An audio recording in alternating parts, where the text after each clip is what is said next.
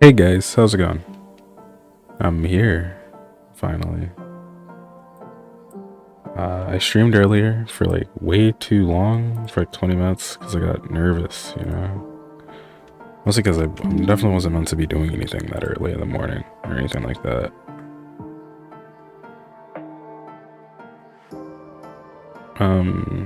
Yeah.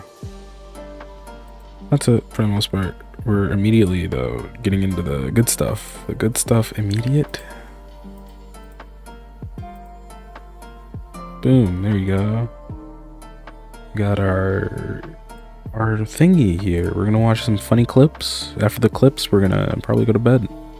And like, gonna find someone funny in VR chat, I feel. Okay, maybe some VR chat. Maybe we'll play EVE Online. Been told it's a game I should play. We'll see if I want to fucking shoot myself after it, kind of thing. And yeah, okay.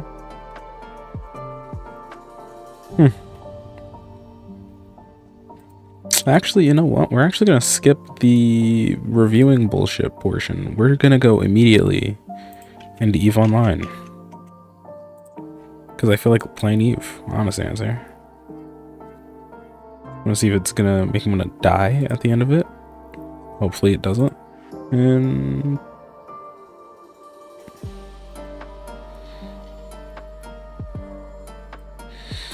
make the little guy bigger.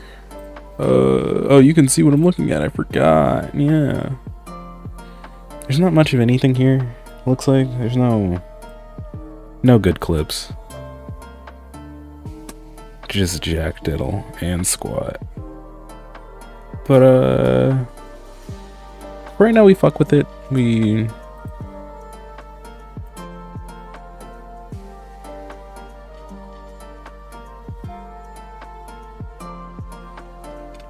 won't lie to you, EVE actually is not done downloading, so we do really need to find something to do for those next couple minutes. I don't want to listen to music in the background anymore. I think we just want to vibe out.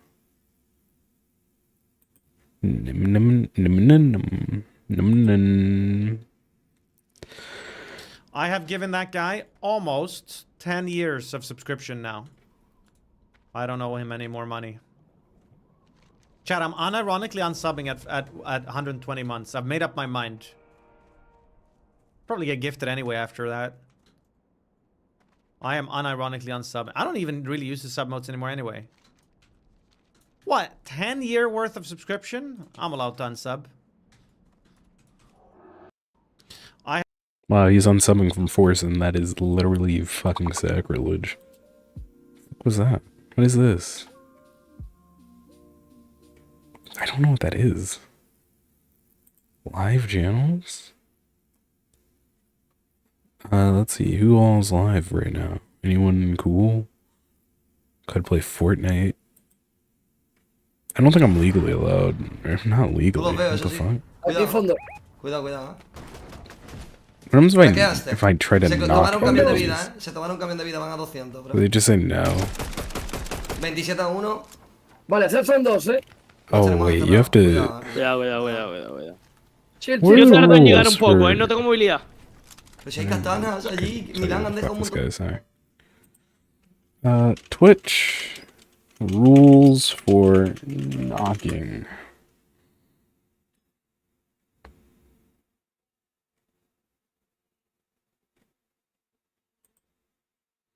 Collaborating easy and quick.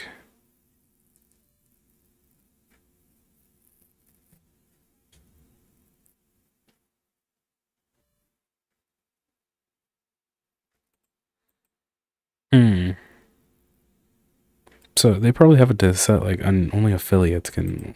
What is the wait? I can look at my own thing. What's the base policy for knocking? Because to be fair, I don't think I'm actually allowed to knock in. I think the rules say that typically I'm not applicable.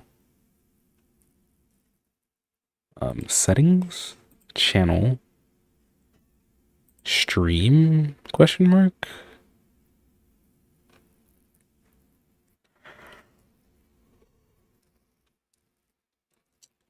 Mm.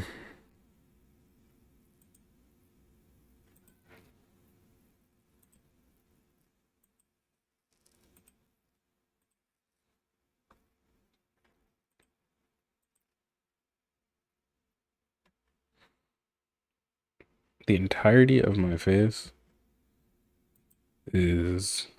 Oh my fucking god. I don't know what the rules are. The rules are unknown, unclear. But I'm just gonna be a... I'm gonna be a toxic fuck about it. Just gonna like... Wait. Knock.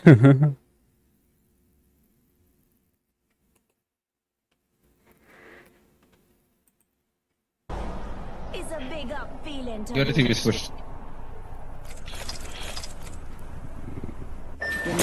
Get through the crack, through the crack. Brother. In Christ. I'm not good at this. Okay, I'm already losing interest entirely. Alright, let's just get to playing fucking the game like I felt like it, okay?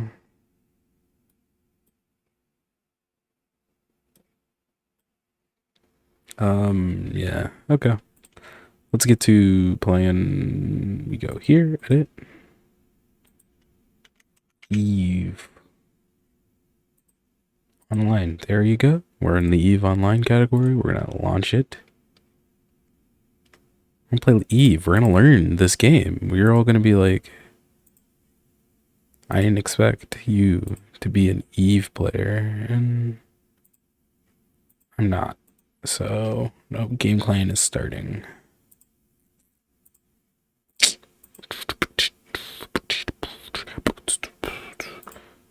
Eve file.exe. Oh, it's a black screen. Is it working? It's not.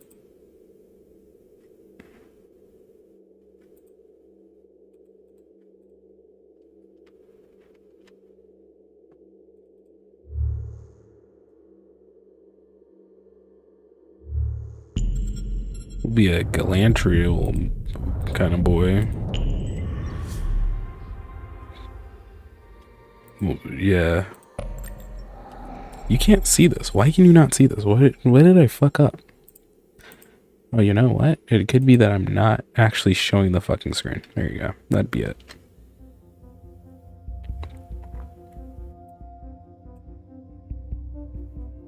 Okay. Yeah.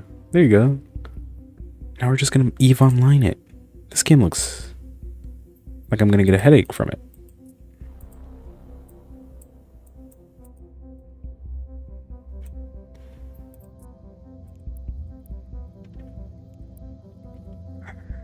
Yeah, just skip through it.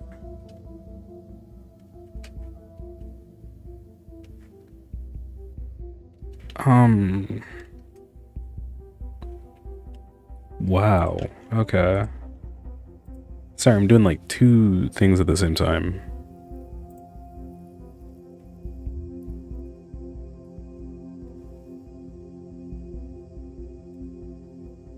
Okay, we're gonna delete this, and we're actually just...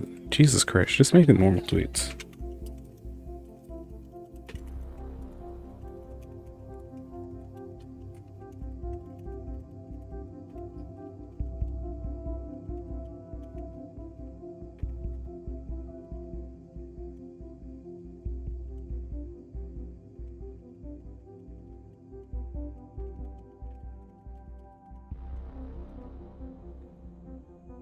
Cringer, I'm a cringer, Mr. Smith. What the fuck does all this shit mean? Drotre Anagas. Cool. New Eden. A universe brimming with possibility and rife with adventure. Only the most intrepid capsuleers can conquer its many wonders. Do you have what it takes to become one with the machine? To explore the far reaches of space, carving out a name for yourself among the stars. To become a titan of industry, amassing wealth, power, and prestige as you rise above your rivals.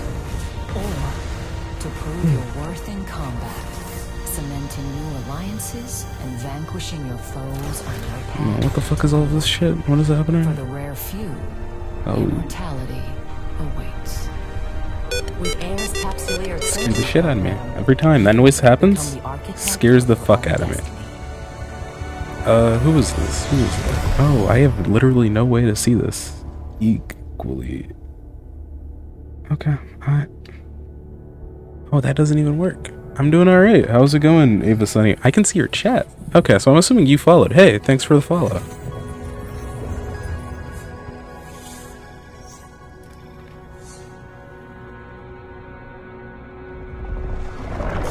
Okay, yeah, of course, I'll follow you back. I am Aura, your AI companion. I am here to help you find your way through New Eden.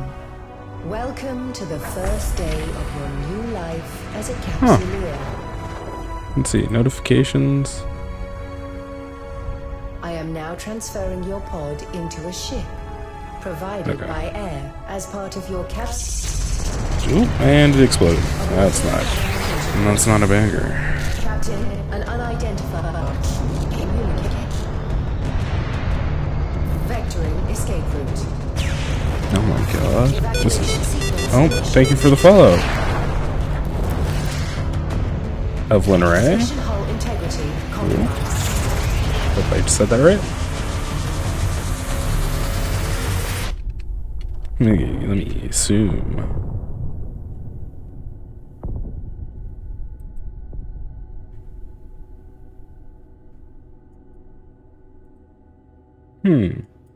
Okay. Oh, ship stopping. Okay, I have to. Captain, this cloning facility was attacked before your capsule could be inserted into a ship. I initiated our evacuation sequence. No need to This thank you. baptism by fire is certainly not what Air had planned for your first day in a pod. Rest assured, I'm here to- I'm unable I to don't- identify our attackers, but they are not currently targeting our cap.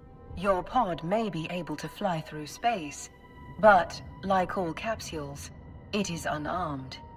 Now, let's get a better look at our surroundings.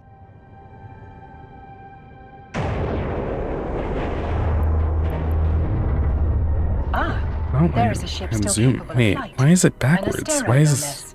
A fine ship Down is indeed. in and up is down? I don't. What the fuck?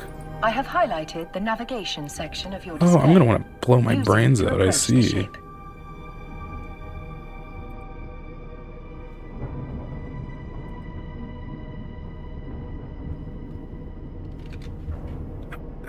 In the selected item, click the approach button. Okay, with Q. Okay, we're approaching. Board the Astero now. We can now board it. Okay.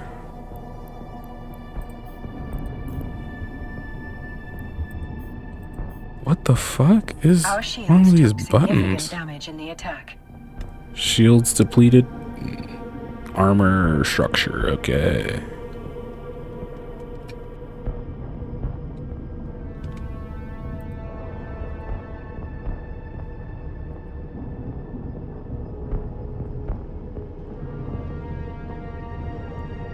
Okay. Armor is also in need of repair. Armor also I believe broke the you. They appropriate broke you my review of this armor. situation is we're screwed. Oh, we're fucked. Okay. Okay. Fortunately, the cavalry has arrived. They've Ships bearing arrived. air transponders are approaching our location. Air transponders. These guys over here. Is that what I'm learning?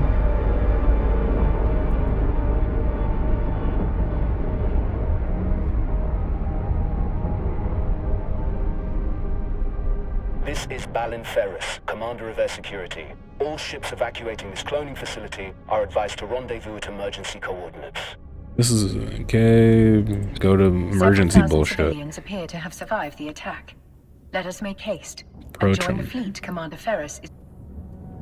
Okay, we got you. Is there drops for Captain, Eve? your Is that what I'm vessel learning to do? better I days. can I'll repay activate that. once I'm you pretty sure. engage.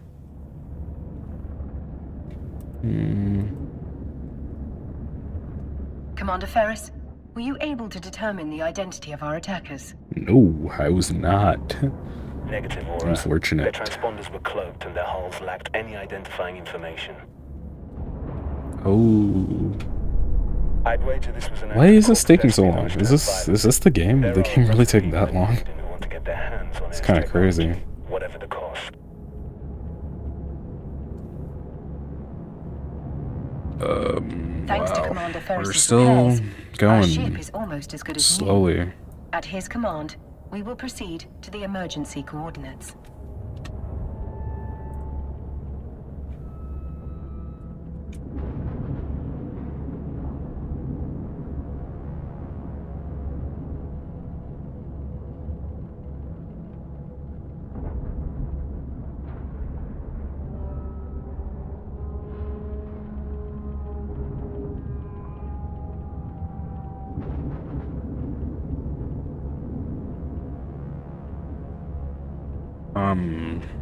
Are we here? Okay. All ships enter warp formation. Warp formation. What the fuck is happening? What am I looking at? Hello? Oh, is it blinking?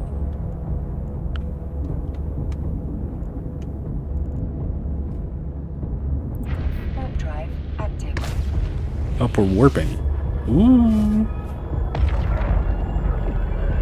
Why am I faster than I'm in warp? I feel like I'm about to warp into death, by the way.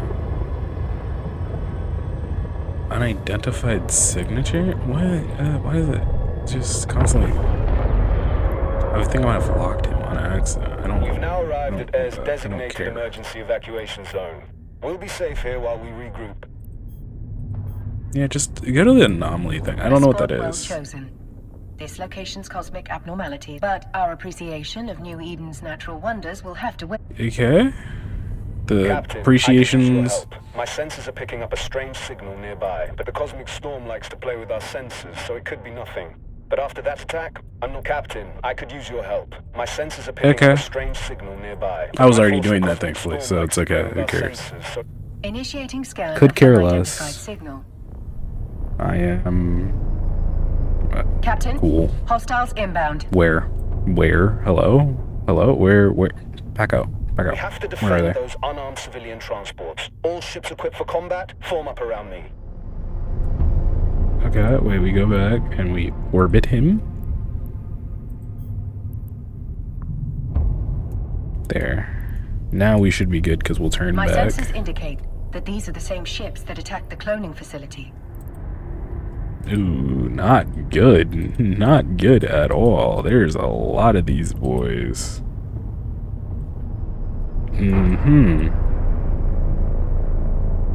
Several frigates are breaking away Can from we the look pack. at They're my targeting ship? Civilian ships. By any chance? I would love This will be to your first combat experience as a capsuleer. select Time the to show these enemy, hostiles. orbit the enemy. We're too far away, Captain.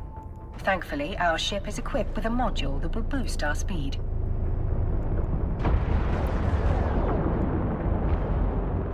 Okay. We would Alt F2. We're now within range. Lock your target. Lock target. Target lock confirmed. Time to hit them where it hurts.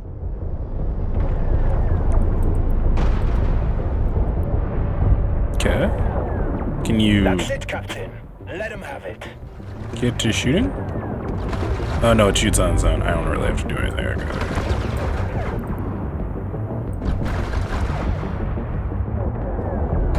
Okay. Looks like we're doing it. Alright, Another hostile ship incoming. A cruiser this time. It's larger and better armed than those frigates. That cruiser is traveling fast. At its current speed, it will reach the civilian transports before...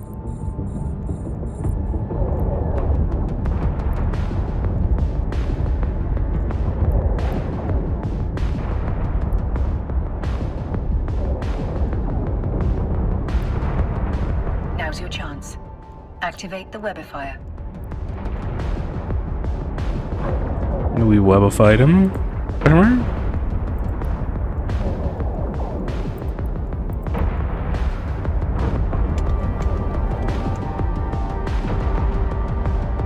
Are we doing? I don't. What are we doing? What is this game? I don't. Oh, I'm webifying it right now, but that means that I'm not shooting anymore, I guess. Maybe? I don't. I'm not sure I understand truly, but I will.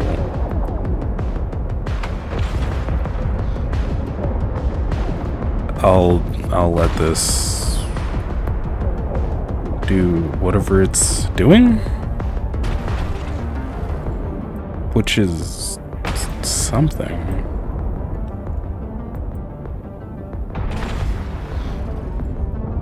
Oh, he's down there transferring shield to me, and I'm transferring hate Good to job, this Captain. boy. You've got potential. Oh, okay, it died. Shit. 2 battleships breaking away from the enemy fleet. They're stopping the last civilian transport from orbit. Captain, we can use electronic countermeasures, ECM, to break the battleship's lock on the civilian transport. There is no other way to save those civilians. They are not capsuleers like you. Their deaths will... Okay, so we orbit. Okay, I'm learning. And then Do what you we... can to keep the other hostiles off your back, Captain. Focus on your target. Yeah, okay, then we target him. Once we deploy the ECM, the battleship will begin firing upon us. Remember, you will have a fresh clone waiting for you once your current body is violently destroyed. That's it. The final group of civilians has escaped. You've done good, Oh, Captain. I've scrambled it. Oh, now it's about to murder me.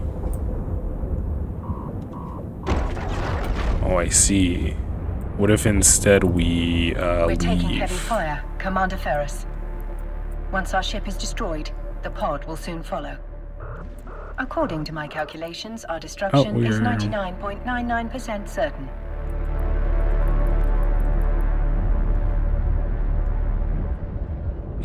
Yeah. Okay.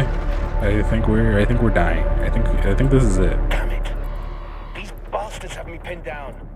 I won't be able to reach you in time. You fought well today, Captain. This is a Oh, warrior's they've death. destroyed. Okay, Luckily for you, it will not be your I'm last. dying. That's what I'm learning. Okay, this is death.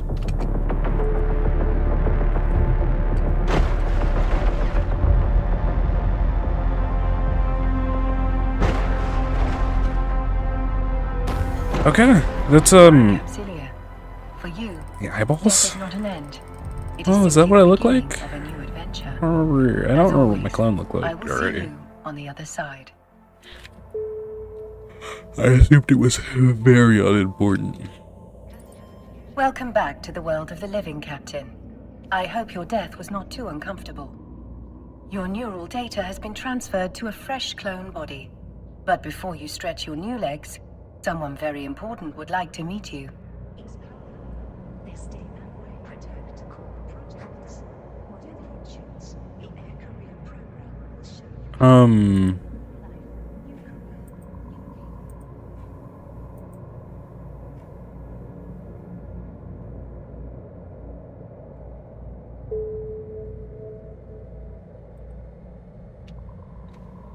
Okay. Thank you for the Allow follow. me to introduce myself. I am Vesper Calatrix, Air's Vice President of Operation. Yeah. In fact, we have some credits waiting for you. I should say names. I feel The like attack on the that cloning feels like that'd be facility better, but my interrupted your integration activity into feed Air's is broken. career So program. We've re-established your connection to the program, and you've already earned a reward. let's see. Is there a way I can? How do I fix this? Refresh. Oh, there you go. It works again. Okay, Ellie Tyler 7. Thank you for the follow. Jeez. You can access the Air Career program via your. Oh, we're only Neocom. 5 followers technically off of Welcome off the to goal. program. Jesus. For Cap- the rewards good you lord. just claimed are available.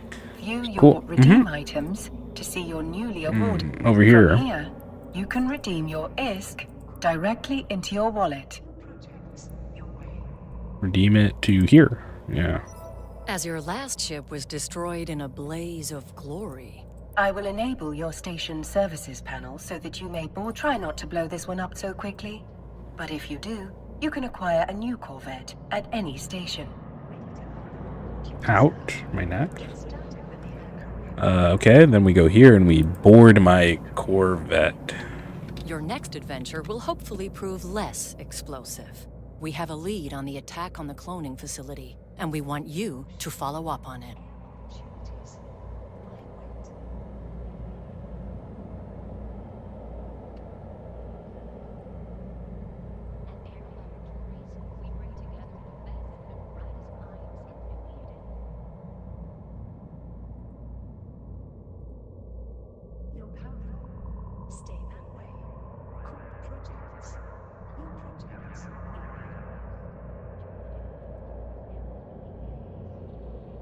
Okay. We've debriefed the civilians you saved, and have learned that moments before the attack, I like that you lost goal. contact with one of our. Would you? Certainly, Yeah. Mm-hmm. I am sure we are just as excellent. I can definitely. Yeah, I'll save. I can save all of these people. But I Cobia. wouldn't bet on it. You may undock and begin your journey whenever you are. Undock. Let's go. This game isn't hyper. This feels like something that I can't do solo. I have to react to things in the background. This by is warping to celestial objects and other locations gross. using your overview. Select the sun in your overview and then warp to it.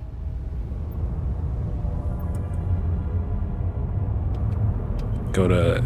You can select the solar system, then warp. Warp drive active. There you go. Boom. Okay, we zoom in. This is our little ship. Okay, we have a little ship here. Look at him go. He's so fucking. Oh, and there we go. We're warping.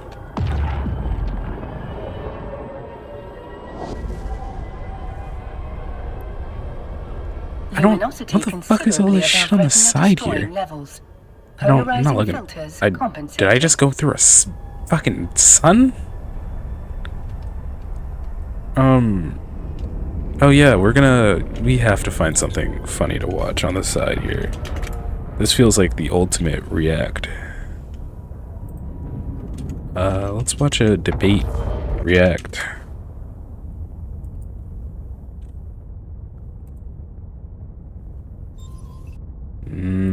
Funny weird shit. Funny weird shit, sure. That the problem was not just blocked comms. Look at him. Elon. There he sir, goes. With all due respect, Can teleporting you to even Mars, see wherever even the with fuck new that Tesla is? pods, doesn't seem like something we'll be able to do in our lifetime. How about I just make it a little must. smaller? The people, they are turning against me. There. I must regain their trust. Abnormal gravitational Okay, waves here you go. are emanating from the Question your wreckage. judgment. Their source Please must have reconsider been. your There are decision. multiple wrecked ships among the debris. Don't care. You can loot I them have to to do this. investigate their contents. I made a promise. Okay. Oh, I'm willing to wait. I click these. Loot.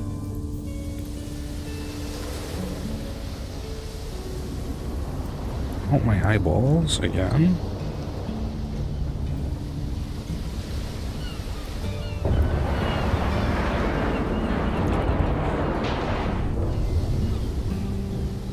I thought vacations were supposed to be fun. What the fuck is this video? What is this You've been to about? this island many times before, but you still seem to get lost. I'm not lost. Just thinking. Where am I You know, going? you Oh fix my it so much god. in the future.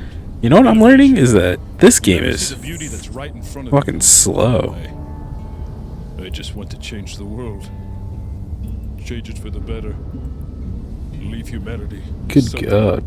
Greater. Elon, listen. You are destined for great Let's see. things. Next we need You've to... already done so much What do for we the need to world. do here? What are we doing? So much. God, fuck. You're It's still strong, taking time. smart, and compassionate. Well, my name isn't Jeffrey Mining Epstein. module. Curious. There are I no. will change The the world, module has Jeffrey. been placed inside you. We can return to the promise. station whenever you are ready, Captain. Well, No, I don't want to do that, because I would very much like it to... Come on. I'd like to be able to loot everything here. What do you say? What is this? Chat channels? Rookie help. I clicked that, I have no idea where that opened. Say innovation is something Chat that channels, happens there you go. once in a generation. Oh. Why can't we Daily shoot for the login. stars and then pass those stars to unknown worlds, smell new air on different planets, enjoy a new sunset on different planes? I will get in this pod and defy what everyone thinks I am capable of, what we are capable of. Let the naysayers yell and scream at me. I will push humanity farther. I will take us to where no other man has taken us before. Just you watch me! What is all of this shit? I don't... What does it even mean? Did I just hit something?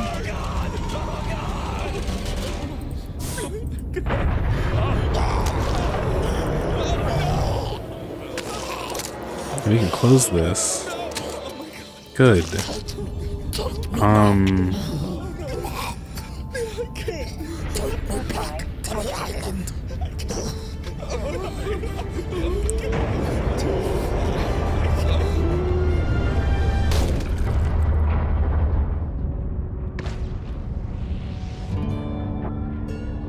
Oh, my eyeballs.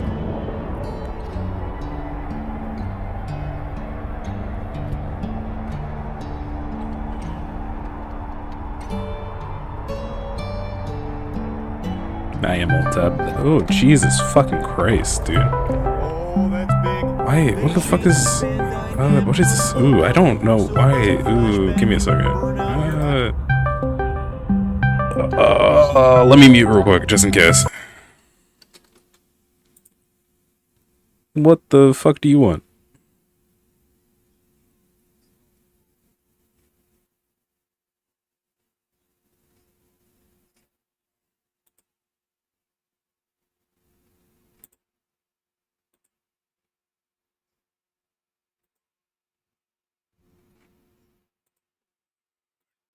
Cool.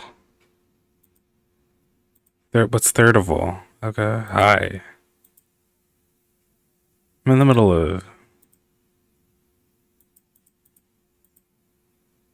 How'd you manage to break your finger?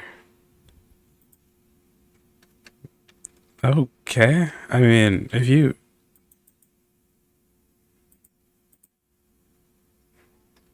Yeah, it sounds like a thing you should go to the hospital for, yeah.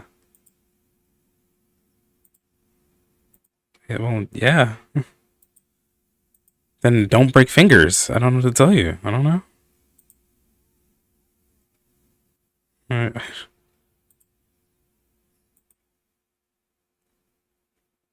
Yeah, you should like, maybe like, how do I word this again? Get that checked on, you know? Yeah.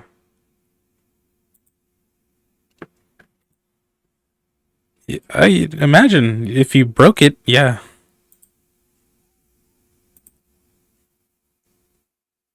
Okay.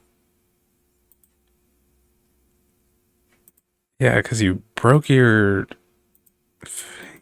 I don't even understand. Like, I've never... How do you break your fingers? How do you fuck up them?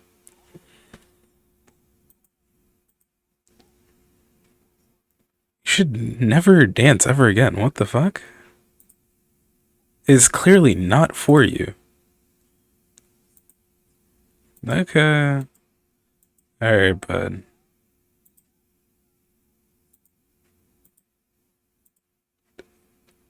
Why did you feel the... I still don't understand. Why did you call me for this? You could have just texted. Why? What was the point of that? Okay. Alright, you do that.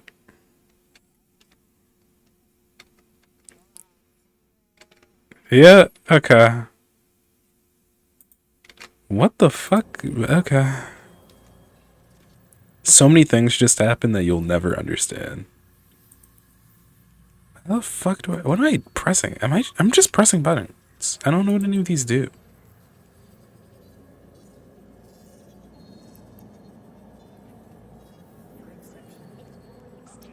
Oh, there you go. Close it there. Turn the module online. Go here, module Well online. done, Captain. You can now Close the fitting. Looks like you're ready to go, Captain. This is... How do I make this all smaller or bigger? Via your Neocom. How do I just... I want to change what I'm looking at. It's giving me a... massive... ungodly degree of headache. But I don't know. Okay, I don't know.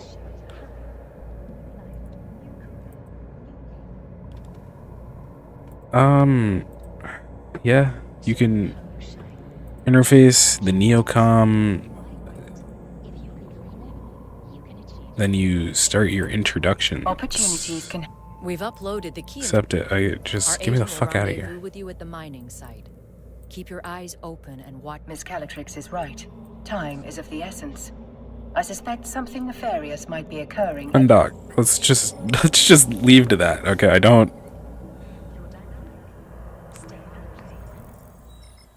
Your info panel has been updated with the mining site's coordinates. Okay, we're warping. Let us We're make immediate haste warping. and walk to the Okay. site immediately. Wait, where's my... You wanna do... I think I need to do... fixed window? That way if I alt-tab, it doesn't completely kill itself.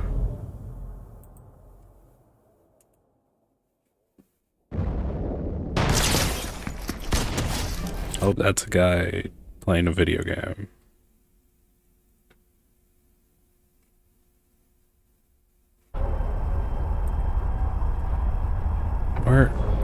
What the fuck is happening? Am I losing my mind? Yeah, we're here. That's all I know. All I know is we've gotten there. From nowhere. The scale What the of fuck Ayers is... mining What is operation happening? is rather impressive for such a young corporation. They must be remarkably well funded. Someone help me, It is little wonder please. that Miss Okay, Calatrix help would me. suspect espionage.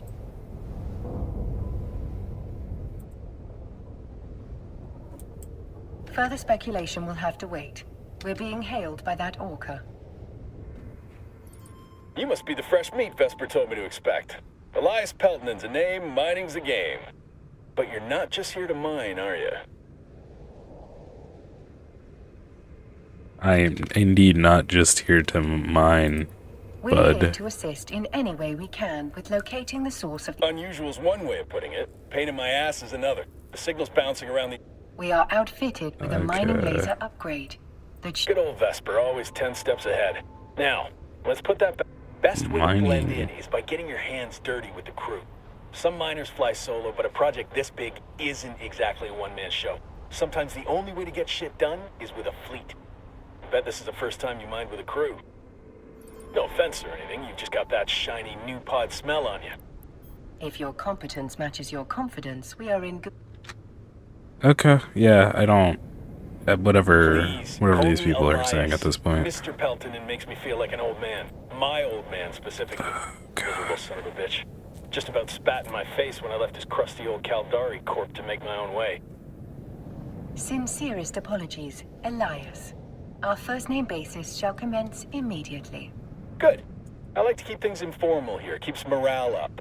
This crew's full of people like me, following the siren song of sweet, sweet independence. Doesn't hurt that the money's good, too. Okay. We're approaching. Yeah, this is a game I need. Like, I need like another thing on that makes it so we can have Captain, we're now act within like we've done range of the things. asteroid. We should stop here. Let's learn about buffaloes. How about that? We learning about buffaloes today? Yeah, we're learning about buffaloes. Cool. Stop within range. Oh, well, now Rhinoceros that's is one of the most awkward. formidable builds in the game. Though they may not be the largest, fastest, or smartest builds in the current meta, They're Oh, we can undoubtedly stop top the 5 when it comes ship. to raw power and defense. We're Their close most enough. feature, Something their massive, spectacular fearsome about a horn fresh has a wide asteroid, variety isn't of there? uses, both Play your in cards and right, out and of that combat. giant hunk of rock becomes This, a giant combined with pile the of Rhino's riches. other special abilities, make it Yes, seem like an the Rhino overpowered has special top-tier abilities. build. You can But view Rhinos your have some very less own pile of obvious weaknesses rocks as a that might life change the system. equation a In bit. your- In today's video, give me a we'll go second. over all the pros and cons to determine. Throw the mass level down So here. first, let's take an in-depth look at the rhinoceros. I could just skip the tutorial. Special abilities, starting of course with its horn. The rhino's horn is one of the Good. most powerful don't weapons, wanna do not that. just in the current meta, Close but in my the entire inventory. history of the game.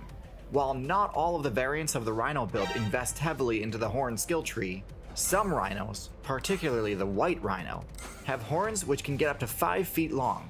With the full force. Oh, you know what? Actually, I do feel like playing another game, and that is StarCraft. Ironically, give me 2 seconds so I can re-download StarCraft. Gives rhino players a massive forward threat range that other players can often underestimate, especially when factoring in the rhino's surprisingly high speed stat. With a top speed of roughly 30 miles per hour, they often catch careless players off guard with how quickly that giant horn can get within spearing distance.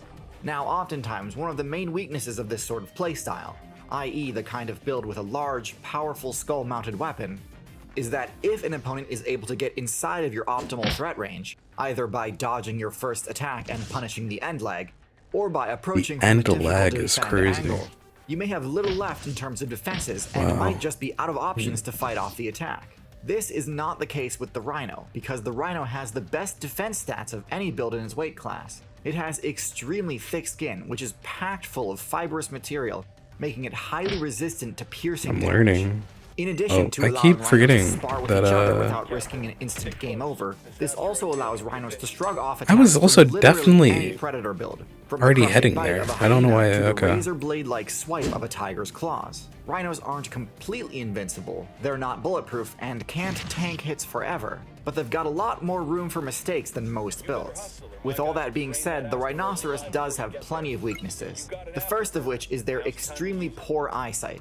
Rhinos have eyes on the side of their head, which is meant to give them a wide field of view at the cost of binocular vision, aka the ability to judge the distance to another player or object in 3D space.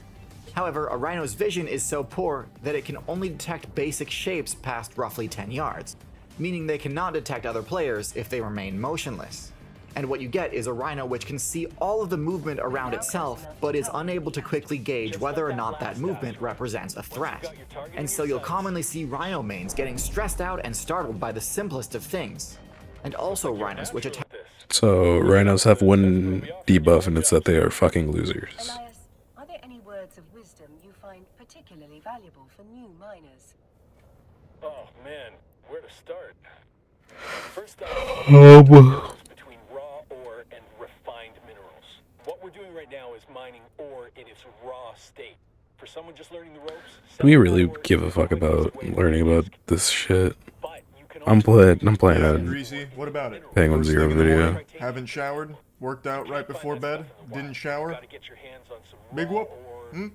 Can't handle a little grease? Get out of the kitchen. Last night was the Game Awards where Jeff Keighley teabagged us all with some big announcements and some big awards. And there's a few things I want to talk about.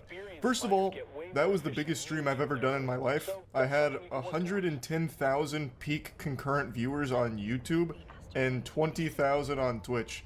130,000 total viewers on one of my live streams is unfathomable to me. Can't even get the words out. So huge thanks to you for anyone that tuned in. That was cool. Big thanks to Jeff Keighley for making my biggest stream of all time.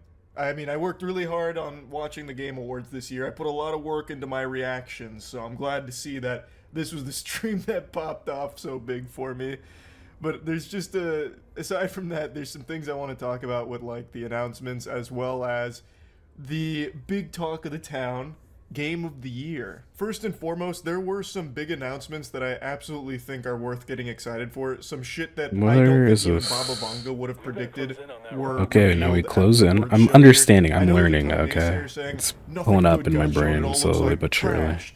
But I would say don't listen to the paint chip eating weirdos that are still soiling their diapers. Like, that is actual delusion. What a Like, sure, you can say, word. oh, I'm not really looking forward to, you know, maybe the next Elden Ring game, which I'm going to get into in a moment because it seems it's going in a weird direction.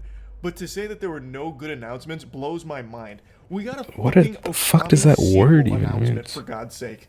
Can you, like, I don't Really? I feel like people that think there was nothing good shown here don't actually play games, because that alone is huge. We got a new Onimusha, a new Virtua Fighter. To keep in mind, Virtua Fighter hasn't had a new real game since 2007. What the fuck is all this? When did all this new shit appear? Okay, this is what happens when I don't pay attention. Like, these are huge games that I cannot wait to see. Like, these are OG from back in, like, the golden era of really creative works. So I'm super excited to see a new iteration into these Nope. franchises. Okay, Like, I that's- think that's really exciting. And then That's for not what I newer want. franchises, they announced Project Century, which looks really good. Naughty Dog's got a new IP. Hey, I'm breaking the timeline here. I just showered, but I have to replace this section here as I was listing new IPs that they announced last night. So that's why my hair's wet instead of greasy now. Just want to peel back the curtain on that a little bit on why it changed so drastically. But some of the other IPs that they announced that look great.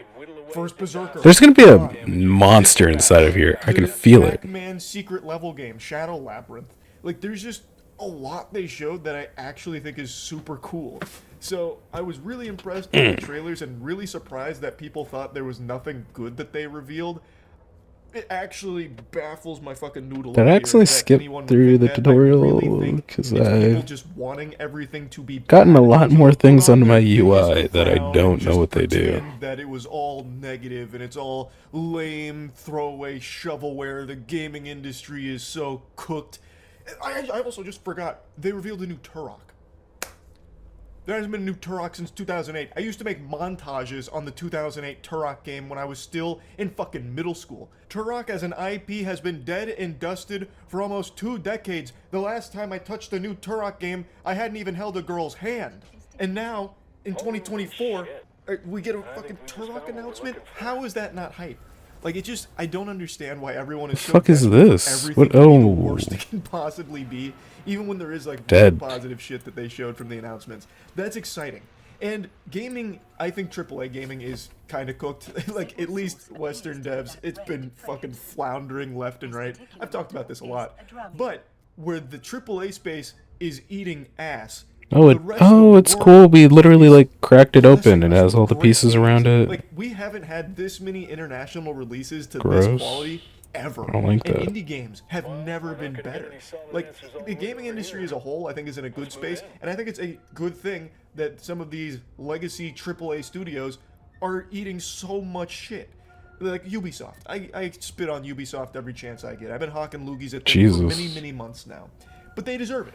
Like, True. they are digging Fair. their own grave. They just released a fucking NFT game in 2024. Like, come on. So while Really? Ubisoft might be having this cartoonish fall where they're just perpetually slipping on ice as their stock price continues to plummet, where they might not make it, there will be other games that will fill that void.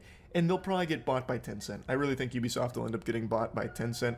I don't think that's going to save any of the properties that they have, but that's my little game theory, my hypothesis there. What we'll have is more room for great games like a Black Myth Wukong, or great indie games like a Nine Souls.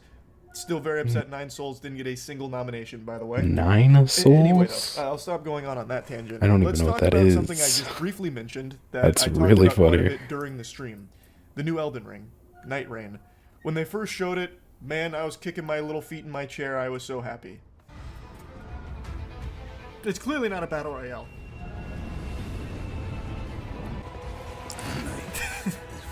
I'm so fucking hyped.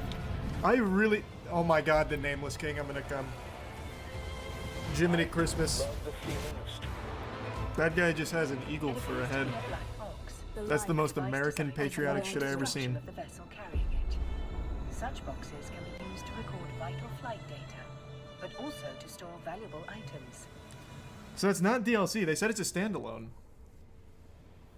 So it's a new Elden Ring game?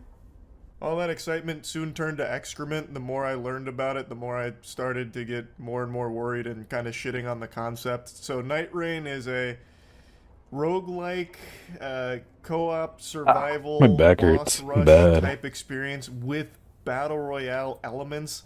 Like that bird you saw right there is actually like their battle Ignore bus, that very loud according to the noise. people that played. Oh, it's painful. Like, I have nothing but faith in FromSoft, but I am really concerned that this might be their first blemish, and this is not with Sony buying Kadokawa yet. So this is a FromSoft decision, and I'm gonna be honest, sports fans. I'll play some clips from the stream where you can see the realization wash over me that this might not actually be good. But I think this really might not be very good. I don't like the concept. I do not think it makes a whole lot of sense for a Souls game, but I am willing to be proven wrong, hoping I'll be proven wrong. Please don't let me down, FromSoft. The vibes get even stranger when you see a Battle Royale style wall of deadly rain encircling the map and characters dashing around on foot like the— wait, what? Night Rain is Elden Ring Turbo, condensed 3-player roguelike with a little dash of Monster Hunter to it as you choose a final boss to face at the end of a 30-ish minute run. That's assuming you survive 2 days of the circle shrinking to focal points where someone in Alt Limgrave each night, culminating in its own tough boss battle. What the fuck? Is this? I really love that.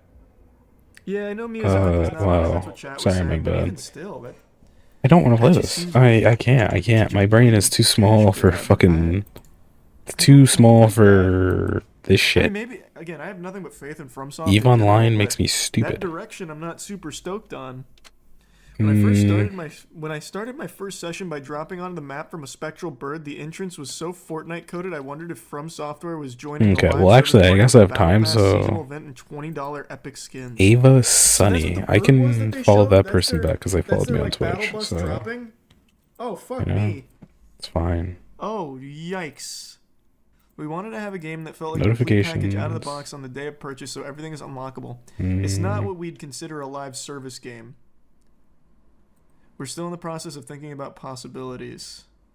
No PvP elements at all, no invasions, no esoteric multiplayer covenants. We wanted to have a sense of accomplishment. You don't put those words together. You never put those words together. Ever. You never put sense of accomplishment like that. Man, I'm a little worried this might be FromSoft's first miss. And this isn't even Sony's fault. This is before they're getting bought out by Sony. Shit. Well, okay, I'm counting my Why is chickens it before they so hatch. low quality? But man, Wait a second. how do you even make What is that happening? good? Why is it? That is like the It's like- antithesis like to a Souls experience. 280p. Like, I think you can make a roguelike work. Oh, I know think exactly you can make why. roguelike elements work.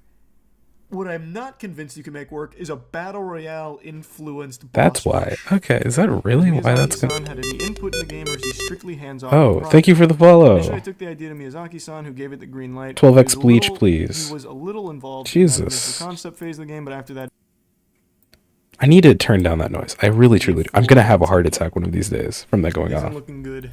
It's But we're gonna it's turn not- on it's- some it's StarCraft not- 2. It's not sounding good. But I guess we'll see, man. I'll give FromSoft the benefit of the doubt. They haven't let me down yet, but this feels me like 2 something I expect seconds. them to do under Sony. To be honest, Good but it's not Sony. God. This is something they just decided to do. I'll go ahead and stop yapping about Elden Ring, and now let's blabber Okay, about the big one. Game. Thank you of for the follow. I've said for a while my game of the year was Black Myth Wukong. Brother, My man. favorite games of the year were Black Myth Wukong. I and Souls was in the Space middle Marine of fucking changing over I to absolutely OBS. fucking loved those 3 fucking- games. Astrobot, I do think is a good game. It wouldn't be my personal game of the year, StarCraft. but that is what took home the gold medal. Come on, Wukong! I think it's gonna be Astrobot. Like I said, I think it'll probably be And the game Astrobot. of the year is But I'm pulling for Wukong, please. Black Myth Astrobot. Damn it! Fuck! Wukong. Told you though. There were a lot of people upset about this dubski from Astrobot here, especially during stream in the chat. I think a lot of people didn't play Astrobot because a lot of people kind of wrote it off as just being like a throwaway platformer. Even though it was like a game journalist darling that had like 10s across the board, trust in game journalists has never been lower. For Oh my good reason. God. Just look at IGN. They're Give me a really second. going We're wild almost on we're Five almost for, ready. like, actually We're good things. Like, back to what I was doing. it's at a point where a lot of people Game don't really capture, care go what a here, game StarCraft journalist 2. review has to say about something. So people didn't put a Ignore lot of all the stock into achievements I something get like Astrobot just for being turning the an game actually on. good game. It is. Astrobot is a great game. It was a wonderful game, super fun, full of There you soul. go. It has a lot We're of gonna play some. replayability. We're gonna play the I do campaign. still feel personally that Black Myth Wukong. We're not is gonna play the something a game little more campaign. special. Man, what you playing right Astrobot now? set out to make a really good platforming game, and it succeeded. Oh my Black Myth my Wukong set out on, like, a really PC Game unique Pass path. It's not went like down. What the most fuck, unique bruh? Game the gameplay in it isn't something we haven't seen before, but the complete package that it delivers is unlike a lot of Sad. things I've That's played, that's like because just it comes unfortunate from a kind of Chinese thing. developer Okay, that really tried to carve fuck me. its own road with this game. We're And gonna I play think they co-op missions then. succeeded. We're gonna play Like, some it Stuck has Off. so much style and so much to it. Like, it took me 35 hours or something just to beat the game the first time around, and that was without getting the true Let's Stuck ending. Off, all So these the game has guys. a lot of meat on its bones. It never really overstays its welcome somehow. Like, it still constantly feels fresh. It's challenging, but not in a way that ever really felt unfun. I've glazed Black Myth Wukong plenty. I'm sure all of you have heard me gushing grannies over it. Him gushing grannies over it. It's crazy. I just really thought Black Myth Wukong was game of the year for me. Wukong did win Player's Voice, which was the 100% user voted game award. So Black Myth Wukong got the Player's Game of the Year award, the People's Champion. But I just really did think that it was deserving of a Game of the Year win here. Not that I think Astrobot isn't. I just still felt Black Myth Wukong was stronger. Anyway, though, I just kind of wanted to talk a little bit about the Game Awards last night. Really, that's about it. So, yep. Wow. So, let me tell you one of the best stories. Oh, I know this guy. This is a FD signifier. Fuck yeah, I knew it, right? Let's watch. This is 3 hours. Was that real, or was that just like for the people? You know what I mean? Like, Okay, yeah, we're but being an asshole because we're not even paying attention to them. A story that's a culmination of a decade's worth of conflict. If it's really everybody, then it needs to be everybody. It just can't be halfway for the sake of the people. Glory. You should get into a rap battle. Yeah, you think so? Yeah, that would be great. You're qualified. It would have to be warranted because it would be scathing. The bars would be scathing. Turmoil. Oh my God, who's gonna work with Kendrick now? Who's listening to Control now? Like, yo, Drake, stop whining, man. Shut the fuck up. Pettiness. Jokes on you. High five. I'm bulletproof. Jealousy. And a little bit of hate. Let me say I'm the biggest hater. I hate the way that you walk, the way that you talk. I hate the way that you dress. It's the way that you walk, you talk. Culminated in one of the wildest and most memorable weeks that hip hop has ever seen in the modern era, or possibly any era. What top 5 you smoking on, Kendrick? Cause my top 5 is Drake. Been feeling really black today, so which is why That's actually easily the best video to ever occur, by the way. This is my alter ego. I need the Max win. Drake's the type of guy to say, now a silly one when taking group photos. Feeling so lucky and blessed that the fear of losing it at night. I watched a lot of media about this epic moment in All right, hip-hop. let's see. What do we got here? Since first planning and recording parts of this video, some of it's been really good, and some I don't think I support not these guys so. autocasting, Some by the people's way. biases lead them to poor and incomplete analysis. Some people barely try to do any actual analysis at all and just threw out a video or article or tweet just to collect some coins on a hot trending topic. This is not that type of video. You might be wondering, is it really possible to have a meaningful conversation about a pop culture topic for 4 whole hours? I don't know. We haven't finished editing No, yet. But the shit there's no way now, Further, what but could we'll I find out. possibly say that hasn't already been said on this over the last month of discourse around what happened? And the answer is a lot.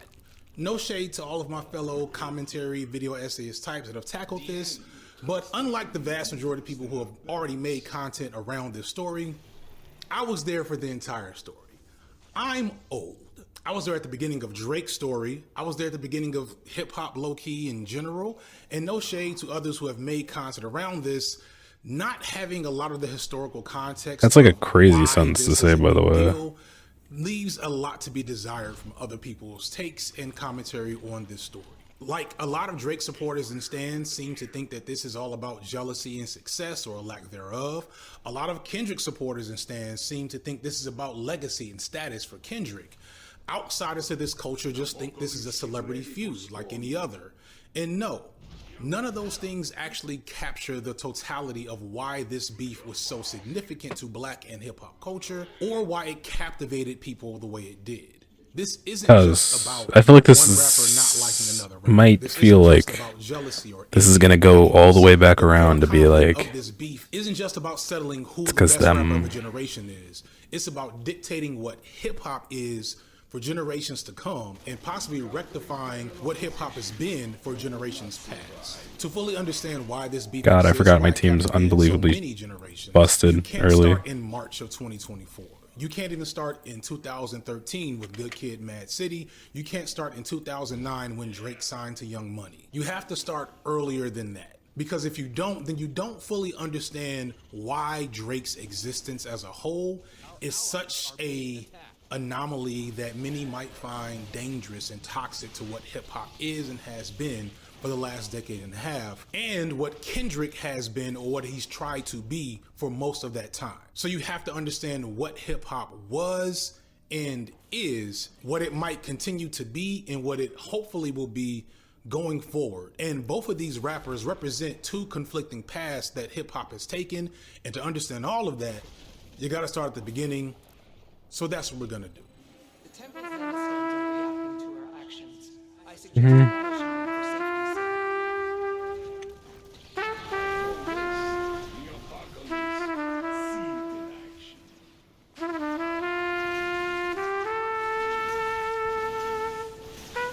Look at him! Look at me kill him! My aim on the forces shits is dead. Extraordinary mixture of races, languages, and creeds. New York is unique because of the New Yorkers. And the best place to meet them is on the streets.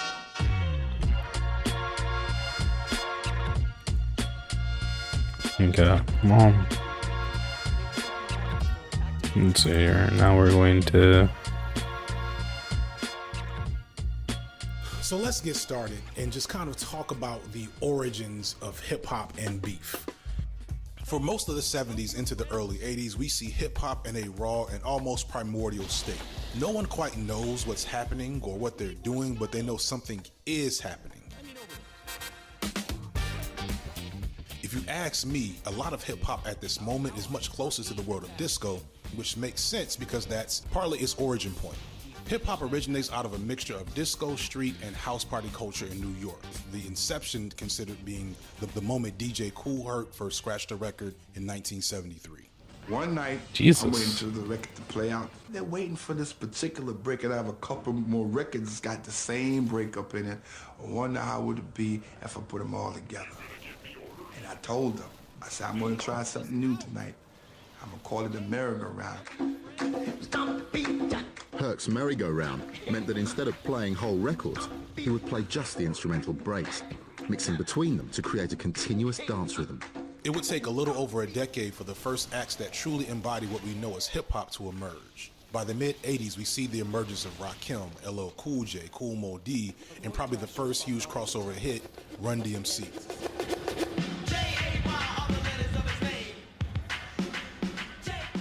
And it's at this point that something incredibly significant happens in hip-hop. Well, there have been talking blues and things like concertos for drums.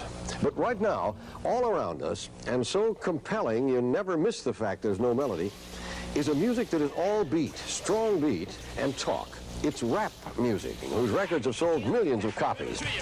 The audience for rap music is really growing, and its use has broadened beyond mere entertainment. Feels like it's a meme, okay? I won't lie to you. Rap music feels like a meme. Advertisers to educators to politicians.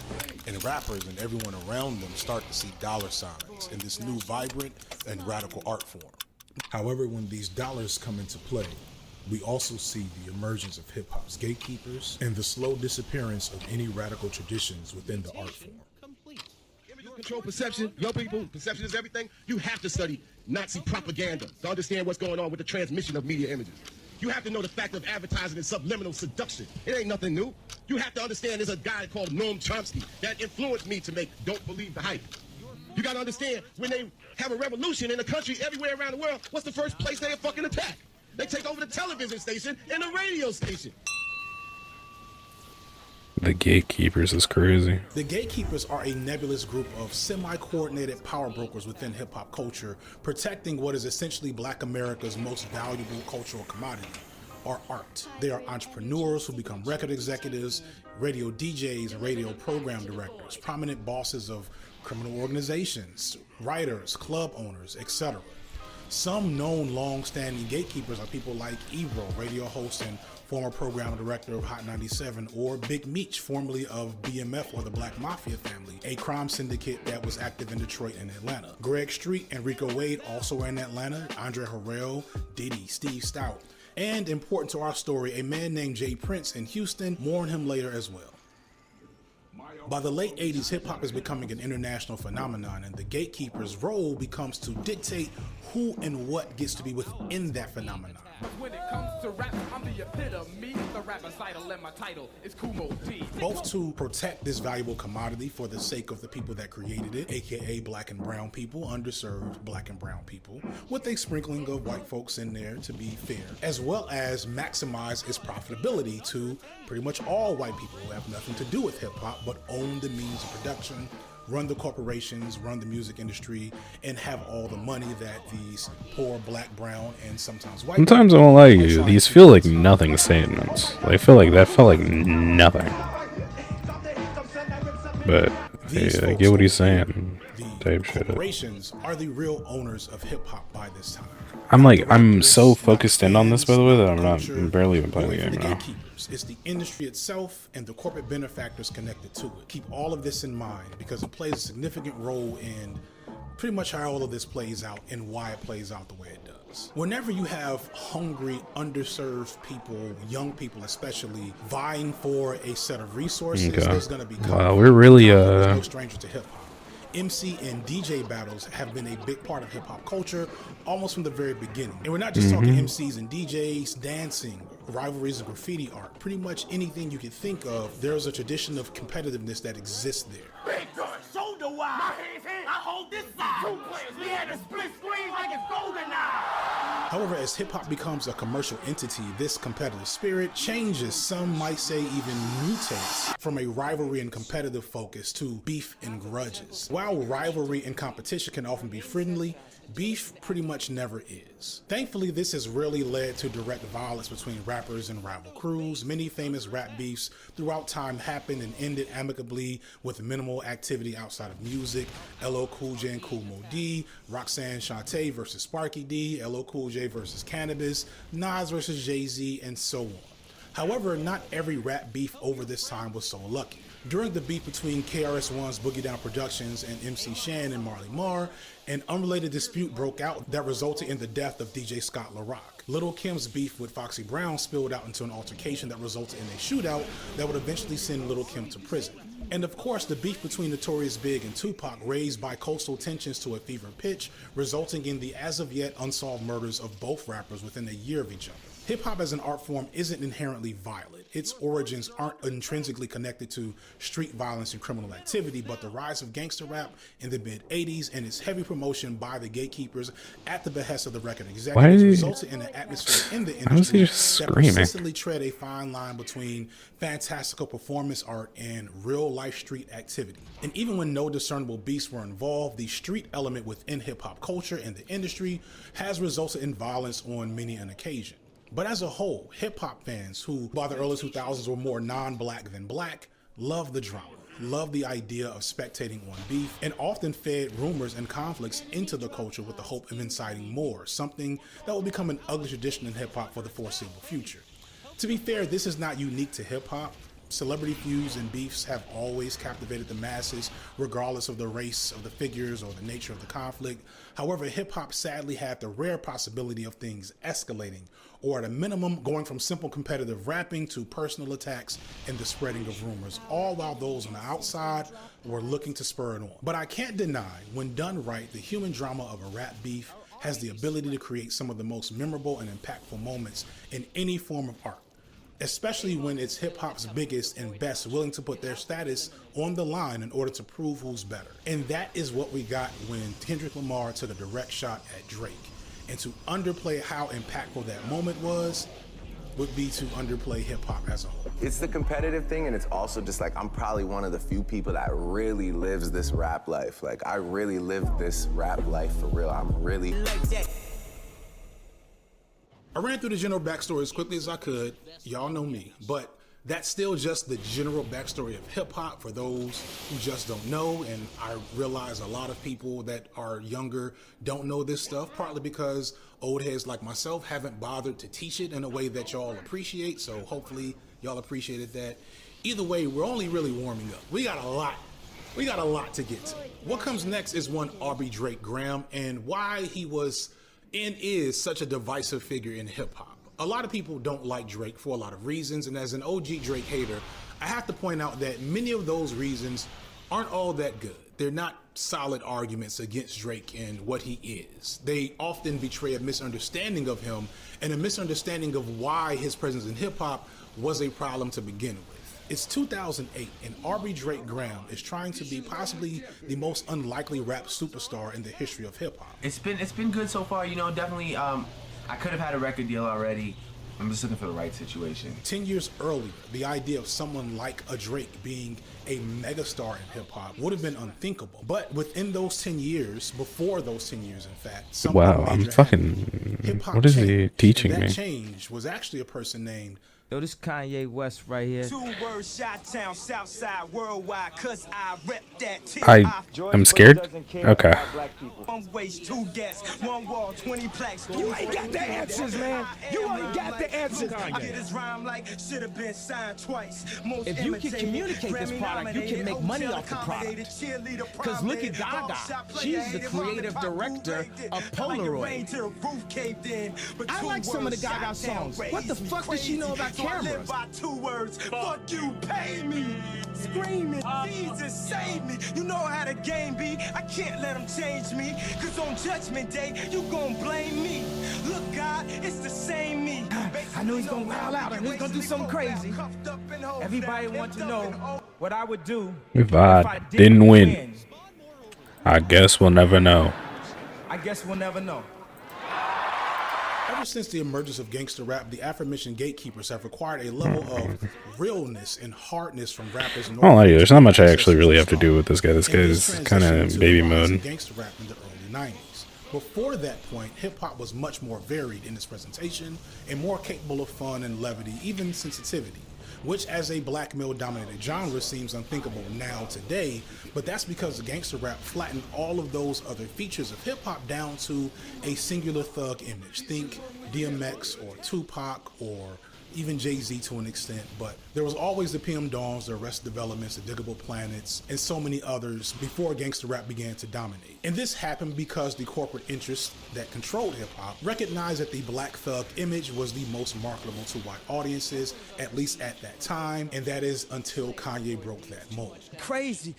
I can't even pronounce nothing. Pass that for Stacey. Kanye West was not a thug. He was a weird arts kid who was into anime and obsessed with Akira. He could draw and paint and play the piano, but he decided that hip-hop and rapping would be his medium of choice. He had a hell of a time getting everybody else to figure that out, though. We shine because they hate us, floss because they degrade us. We trying to buy back our 40 acres. Because he wasn't really gonna fit into the I'm dying. that dominated hip-hop when he first arrived. But after years, he eventually got a chance, send those and when he down did, there. everything about hip-hop changed. I've made 2 whole videos on Kanye's rise and fall. They'll be in the description. I probably need a 3rd one at this point for reasons I'm sure if you know Kanye, you already understand. But in that video, I didn't talk about the exact moment where the true shift in hip-hop around Kanye occurred, which was a contest between Kanye and 50 Cent in, I believe, 2004. 50 Cent was a very traditional, typical hip-hop megastar. He was like a gangster rapper grown in the lab. In fact, the generic image of gangster rap that we often think of today that you may see depicted in movies and film is probably based off 50 Cent. He made his name by dissing other rappers. He was a former street thug, drug dealer, whatever his backstory is. He had survived being shot himself. He had big muscles. He even wore bulletproof vests as shirts. Meanwhile, Kanye was literally at the end of a trilogy of albums talking about how hard it was for him to drop out of college and pursue his dreams. There couldn't be more. Can you imagine that there's like a world out there where Kanye West didn't drop out? The temple's activation is nigh. Continue our defenses, commanders. It is almost time. I have endured far worse than this. I will not be defeated. I've suffered. God, that's such a sad thing. There's like a world out there with no Kanye. 50 Cent had scheduled his Oh shit, I'm also I think I'm one away from my Kanye was follow set to goal. release a week later on September 18th. And then That's like Kanye, actually super doing what fucking cool. We're Kanye only one does, away. we just didn't know it was some Kanye shit at the time. It decided he would move his release date up a week to be in direct competition with 50 Cent. What was going through your head when you decided to release the same day as 50? It took longer for the art, and we had to move the date back for the artwork alone. Then I said, let's just do 9/11, and he said 50 got that date. I said, okay, let's go. This was genuinely not a good business decision. 50 was a rap superstar whose last two albums had been huge hits. And while Kanye had also had great releases and sold a lot of records, the thought was that he just wasn't meant to directly compete with someone like 50. He'd likely not just lose the contest, but also money in the process, as those with just enough money to buy one album would have to choose. This is, by the way, 15-ish, 17 years ago when streaming services weren't a thing. So if you wanted to hear an artist's new album, you had to go to the store and buy it for $10 to $15, which meant that hip-hop fans that only had $20 to spare, they had to choose which album they were going to buy. How often does that happen? It's so weird. It's just, I don't know. It's crazy. And then Kanye outsold 50 Cent by several 100,000 units. Whoa. In the moment, I don't think people understood how significant this was to hip-hop. That's big. Specifically It's bigly. to the power of the gatekeepers. The gatekeepers had already been dealing with a diminishment of their powers by the advent of the internet. But now we had these non-traditional forms of hip-hop beginning to overshadow the forms of hip-hop that they were most in control of. To me, this is greatly the beginning of the end of the influence of the gatekeepers. Because see, the gatekeepers were powerful because they decided whose music got to the masses through controlling the venues where said music was actually played. Your music couldn't get on the radio or on TV or in the club without a gatekeeper's permission. Ooh, you guys are technically being gatekeepers if you're not sharing the stream. Just saying, you're a gatekeeper. Yeah, you know, wanna know what? I'm like Kanye, okay? I'm gonna get past the gatekeepers. Via the internet, that's such a I hated all of that sentence. My bad. I apologize. It sounds so bad. That was garbage. Any particular gatekeeper, you could just go to a variety of download sites or your local gas station, and you could find it there. And what that meant is that the gatekeepers and the record labels had to come to him on his terms to ask to sign him versus the other way around. And this isn't just hip-hop, this reverts through the entire music industry. As artists gain more power than they had, though this wouldn't last due to streaming services that would emerge later, but that's another video. With this new paradigm in place, and in the wake of Kanye's rise, we see the emergence of rappers who will become stars apart from the gatekeepers' will. Guys like Wale, Kid Cudi, Lupe Fiasco, and of course, Drake. They all come into the game and make immediate waves without all of the same cosigns and hype that Drake.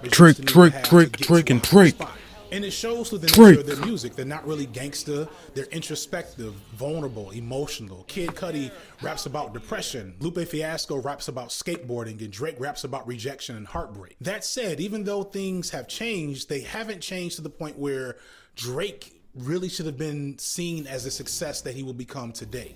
Guys like Lupe Jesus, and Wale, by the way, can I mention that was ungodly difficult for some reason? I don't know why. There was no reason for this to be as hard as it was. Plus, there's still plenty of street rappers God, like Meek Mill, A$AP Rocky, etc., getting attention in hip hop with the support of the gatekeepers. So Drake still has a very uphill battle as a biracial, Drake outsider from Canada.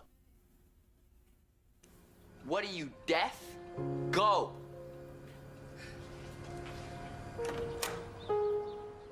Drake is best known at the time for being a child actor in Degrassi Junior High, a Canadian teen drama where he played Jimmy Brooks.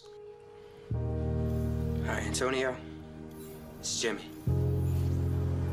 Yeah, the usual. Medium pepperoni. Thanks. How do I sign up for Degrassi Hip-hop High? has a few breakout artists that have made it out of Toronto, such as Carda Official and Chaos.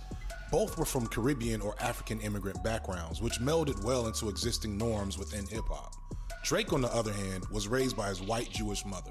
But while Drake didn't have the traditional upbringing of a black rap star in America, it's a misconception. Black rap that stars he in was born America? into I respect privilege. that. Drake actually spent his first 6 years in a rough neighborhood in Toronto, connected to those black immigrant communities. How And he rough didn't can move it to a really nicer be part in of Toronto Toronto? until he was 6, Canada? and even then, it was only a few Those minutes people from that old drink milk from neighborhood, and he bags. often lived in apartments.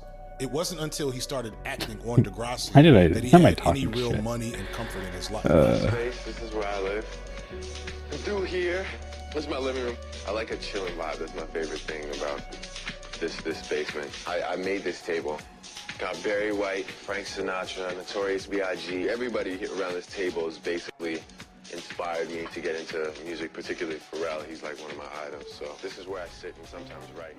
Compare this to, say, Kanye West, who was the child of 2 college professors and went to the best schools of Chicago and was connected to the Chicago music scene through his mother's Petite Bourgeois network. I think it's fair to say that Kanye had a much more privileged upbringing than Drake did. It's just that Kanye was still connected to those typical black aesthetics in Chicago that Drake very much He's about to wasn't drop. in Canada. Why am I listening to this still? It's so fucking. But this is important Okay, because it wait. contextualizes a lot What am I of the doing? ways that we I have to wait for Zagra to Drake, spawn, especially essentially. early in his career. And really, this mischaracterization Meantime, we're to gonna me is morph at the you core into. of why Drake is the way he is, Make and them all why into people workers, that and then just make them kinda into. dislike Drake don't fully have the best way of explaining the problem with Drake, and people that like Drake don't see it at all, which is Drake's Drake, core Drake, conflict, his Drake deep and childhood Drake. wound is not being accepted. Drake was a biracial kid whose father was from America, whereas other biracial kids in his community fathers would have been. I've only been streaming. Caribbean Has it or been Somalian. an hour? It really feels like it's been like And then, 4, when he dude. transferred to a white space, he was still the token Negro. Being biracial was obviously tougher in Forest Hill than it was, you know, in the west end of the city. But I sort of made friends as I could, you know, and I had a tough time. Zugra. I definitely had a tough time. Throughout most of his childhood and even into his adult life and rap career, he has always been made to feel like an outsider and never felt like he belongs. And his response to this sense of otherness from pretty much everyone in his life was to try to figure out how to earn people's love and respect through sheer will of force or being really, really fake. Whatever it took to make it to the top so that he can't be denied. And he will do this through any means necessary. For the fans of hip hop who feel like, man, Drake's not really hip hop, it's like, well, in this world, like, I'm the closest thing you're probably gonna get to hip hop, you know? So just let me infiltrate that pop world and at least, you know, if the song is catchy or it has melody to it and that's not what you like, at least you know in those verses I'm gonna spit my heart out, you know, regardless, no matter what type of song it is. Early on, Drake is getting minimal love and support. He just doesn't seem like a rapper to American audiences, and thus he is not getting a lot of interest from the industry. He doesn't even have a buzz in Canada. It feels to a certain extent like Canada came late to the party. Do you feel that way? When it comes to Drake? No, I would say that it took U.S. acceptance to create Canadian pride. Even if he did, that probably would have made things worse, if I'm honest. He's pretty good at rapping. He's got a decent singing voice, and he has the ability to create some pretty awesome melodies, but Jesus. look at him. This What's is what happening, this is guys? Drake like when most people first What are we meet doing? him, and I'm just Oh my being god, real. it's so Here's where bad a lot because of I need to work make Drake has an more uphill road battle to climb to be early. considered anything in the hip hop world. And to his credit, he starts climbing and he does what he knows best at the time. He starts acting. Worst behavior? Yeah, Motherfuckers never loved us. Motherfuckers never loved us. Yeah, but that's not saying I'm gonna pull a pistol on you and shoot you in your mouth. Just because you pull a pistol doesn't mean that you hard. But that's what those people are the, mimic no, in songs and trying to be tough.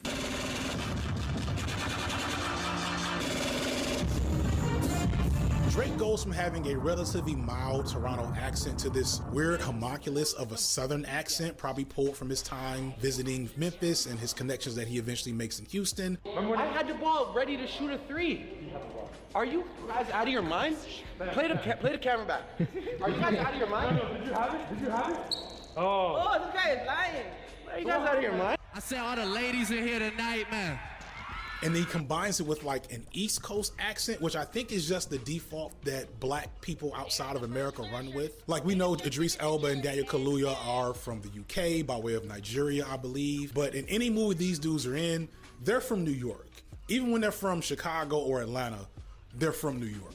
It's just how it works. And I know and imagine that to some other Canadians, Drake sounded really weird. Well, all right, I got something for y'all. I think I really, this verse is like for y'all, so I want you to feel me when I do it, and then maybe later I could feel you and we could just feel each other, you know. That to us, we didn't know the difference. We gave him a pass, but like I know if you're a Torontoan and you heard Drake talking like he was from Boston by way of Memphis, you were like, what is going on? But again, Chameleon, all shade aside, it worked, and he had genuinely good music, and it was enough to get him noticed.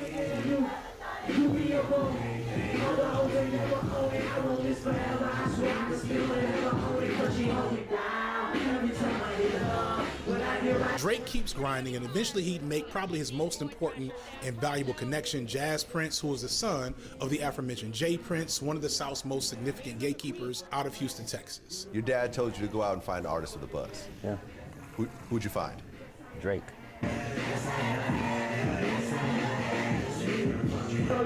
That was the first artist you found? That was my, yeah. Jay Prince is a hip-hop legend, both for his work as an independent mogul, finding acts like the Ghetto Boys, but Prince is also considered one of hip-hop's most legitimate gangsters and like real tough guys. So Jay Prince is a big deal, and anybody that rocks with Jay Prince is gonna have a lot of credibility just off the strength of him. However, this didn't immediately happen. Even with Jazz Prince's cosign, Jay Prince has no interest in Drake initially. Why didn't you ever put Drake out yourself? Why did y'all go that route? Because you could have.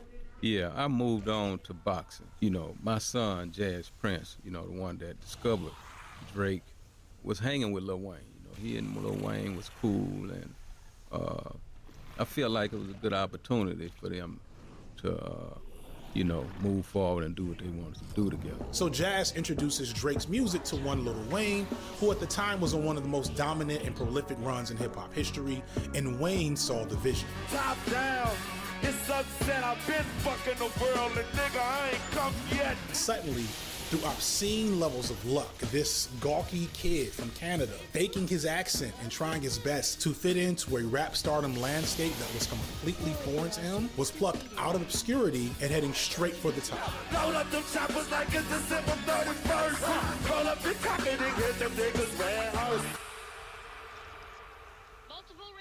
To say that this was Drake skipping the line is an understatement.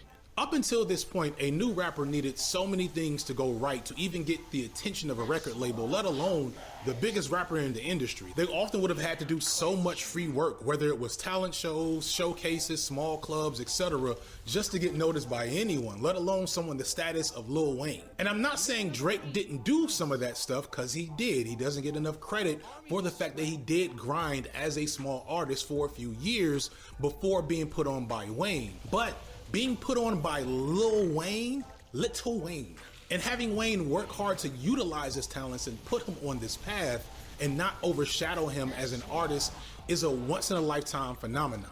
Wayne was not the first big rapper to create a record label under him. In fact, that's something that a lot of big rappers do because it's the best way to make real money as a rapper. Most rappers are broke. It's just a reality situation. However, historically, this has never turned out all that great for the smaller rappers that sign under big ones. 50 Cent with G-Unit, T.I. with Grand Hustle, Big Boy with Purple Ribbon, Ludacris with Disturbing the Peace, Jay-Z with 95% of Rockefeller. I could go on forever with the amount of times that this specific move has been attempted by a big rapper, and only on a few occasions have any breakout stars come from this. That wasn't the case for Drake. And that's a testament to his hard work, his talent, and appeal as an artist, but you also might have to agree that it was God's plan. Are you a rapper or are you dapper? I am. I'm trying to be a rapper. Like, this is like what rappers do, wear jackets and sunglasses. I just wanted to try it out. it's not working for me, I can change it. And initially, I remembered rooting for Drake. I appreciate that he was different. While the bravado and swag and charisma have always had a place in hip hop, and he didn't quite have that, that same macho element has also been just as harmful as it is not so harmful. While gangster rap was great art in many occasions, it's also regressive and limiting to what great black art could look like. There's also a lot to be said about the fact that the majority of these gangster rappers weren't really gangsters. Some of our favorite and most acclaimed figures were far more complex and dynamic than their personas would tell you. NWA, greatly the originators of the concept of gangster rap, were literally only half as gangster as they presented, with Dr. Dre and Ice Cube being at best knowledgeable of the streets, but not really of it. Tupac is often seen as the personification of gangster rap, but Tupac was much more dynamic and complex than his rap persona, hence his successful foray into acting, which was rooted in his origins as a fine theater arts kid and a poet. As Drake emerges, we have stuff like this in mind, and we're in the era of Kanye, and I, like many others, felt like Drake was just as worthy of hip-hop stardom as anyone if his music was good, which it was. Getting paid, we'll holler whenever that stops. My team good, we don't really need a mascot. Tell Tune Light one, pass it like a relay. YMCMB, you niggas want. Why deny him on principle if it was principles that, if we're honest, didn't hold all that much value to begin with? At least that's what I thought then. I don't quite think that now. All that said, Drake made hits. Drake signed to Lil Wayne's Young Money label in 2009. He went on an epic run of hits. Best I Ever Had, Fancy, Forever. Tons of guest appearances with hip hop royalty. The traditional Sprite commercial for, the rap superstar that almost everybody's done at some point. He quickly shot to the top of hip hop's food chain, but not without detractors. Heavy detractors. At the same time as Drake is emerging as a potential megastar, he's also becoming hip-hop's first lolcow. For anyone that doesn't know what a lolcow is, it's basically a public figure who seemingly can't do anything without people making fun of them, and they just generate constant opportunities to make jokes about them. Despite Drake's rapping abilities and acting abilities for the first decade or so of his career, it seemed like no matter how good his music, no matter the success and the top 10 hits he had, he couldn't convince a significant portion of hip-hop's fandom that he belonged. And people were mean. I've said before that I like Drake's honesty. That's one thing I really do appreciate about Drake. I like the fact that he's not afraid to be a bitch on an album. And I remember like all the illest hip hop fans being like, this is whack, there's too much singing, what, this is for the girls. But I can't call this a hip hop album. This is by no means necessarily a hip hop album. Take Care is not a hip hop album. Why is Lloyd on here? Why is Omarion on here? Like he's just a corny dude. In that new Headlines video, he looks extra corny. It's like, Drake, why are you thugging now? Why are you dressed all in black? Why you got on black gloves? Why you got a whole bunch of dudes around you dressed in black? And he has the most non-threatening looking goons I've ever seen in my life. Like seriously, like they look like a flash mob that's about to run up in H&M and take everything. Like none of them look like a threat. Hip-hop bloggers and DJs called him soft and fake. Other rappers constantly took shots at him. He was slapped by Diddy in public. Now, historically, we've heard about you putting hands on people throughout the years. Like, what made you put hands on Drake? I did not put hands on Drake. Oh. And I do not want any problems with Drake. Drake is, right now, that's all I got. And peed on by T.I.'s friend, also in public. It was like, yeah, that shit happened. And I was pissed off at my partner when it happened. The wildest shit I've ever seen before in my life, you know what I'm saying? But I ain't had no malicious intent. And that's just the stuff we're aware of.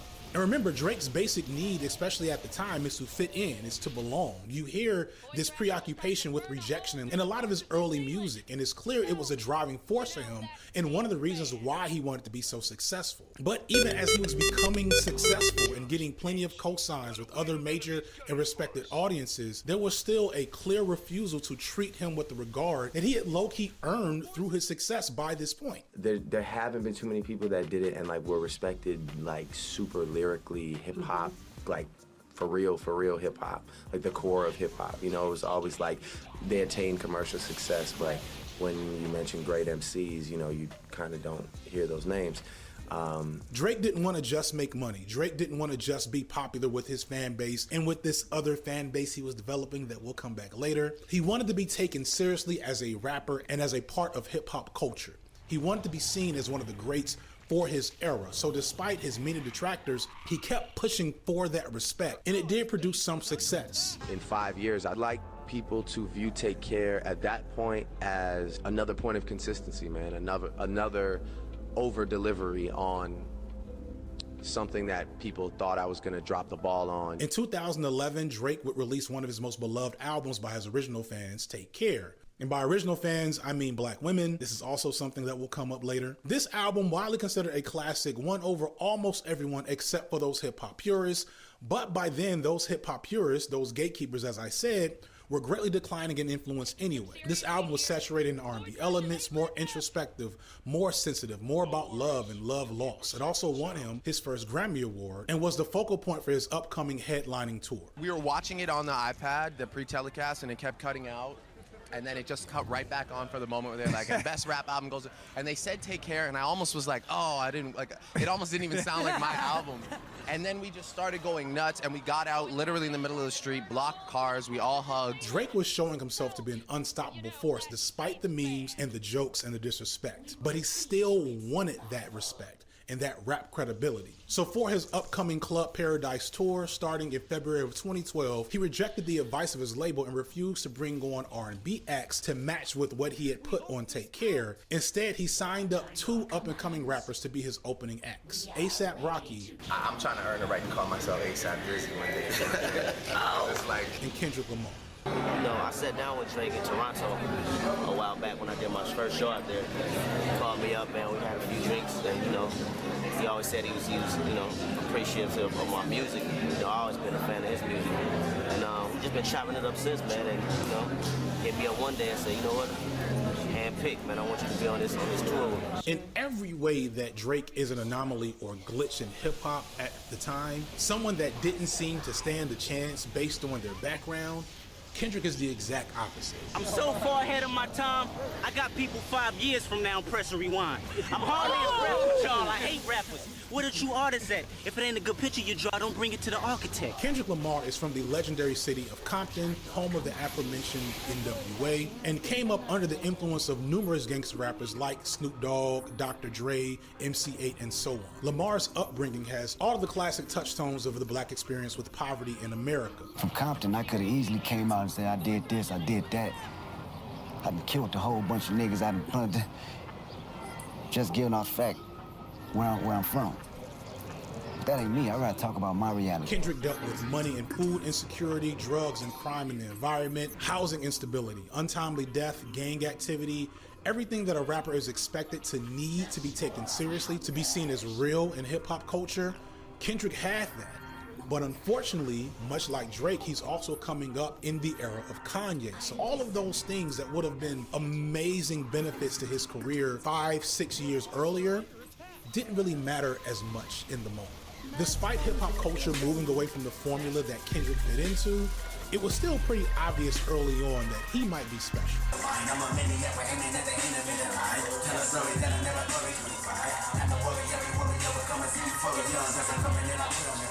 And he was, but his success was much more circuitous than it was for Drake. He didn't have the mega cosign early on. His style of rap was less viable in that time, shaped by Kanye. He got a lot of love from a lot of people early on, but he didn't have anyone that was willing to carry him into stardom the way that Lil Wayne did for Drake. He also, if we're honest, just wasn't quite there yet when it came to making commercially viable music. Kendrick was a bit too different at times.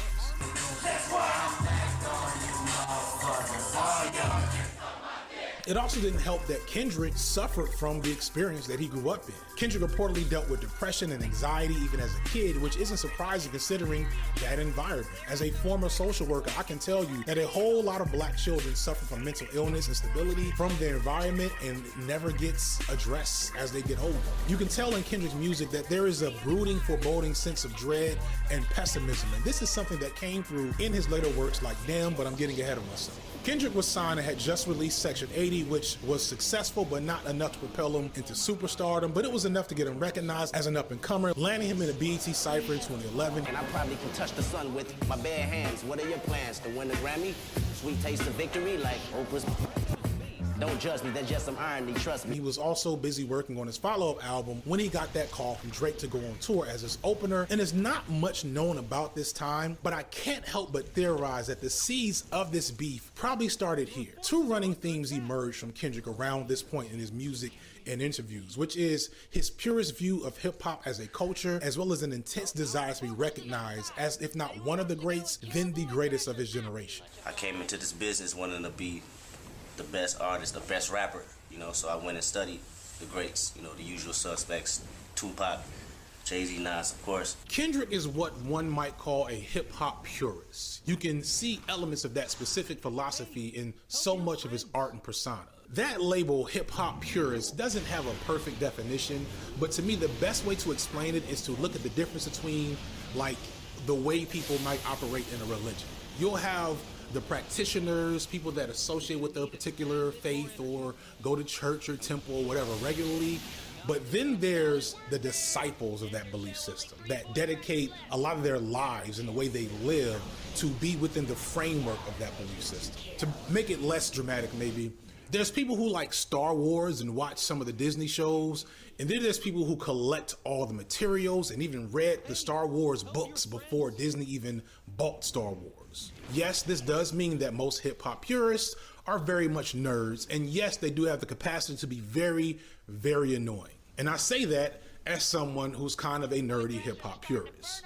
It is what it is. If you've ever engaged with a hip-hop purist, and especially if you've asked them their opinions on Drake, you'll get some very specific talking points, mostly around the damage that is being done to hip-hop by being overly commercialized. Purists believe that hip-hop is at its best and healthiest when it's more focused on its origins as a radical art form born out of black and brown and even a little bit of white culture from the Northeast in America in the 70s and 80s versus this corporate force that has given us a lot of great music and some really interesting moments and artists, but it's also mostly about getting a few rich people richer and a even smaller amount of poor people kinda rich at the cost of watering down everything that hip hop was and could have been at its earliest phases. Purists believe that rappers should write their own rhymes, that the influence of white fans and corporations should be limited on what hip hop actually is in the media. Rappers should control major movements of the culture, aka the gatekeepers, and these are things that most purists believe in that I'm confident Kendrick believes in. And all of this may seem ridiculous to outsiders, but it makes sense if you are within hip hop. If you understand that hip hop isn't just an art movement or a genre of music, for a lot of rappers, for a lot of hip hop's biggest fans, it was a way of life. The music of hip hop has that disco party background, but the energy and aesthetics of hip hop owe as much to the Black Panthers as they do to the Sugar Hill Gang. One doesn't have to listen to much Public Enemy or KRS-One to hear the same voices and speaking cadences of Martin Luther King and Malcolm X and Marcus Garvey.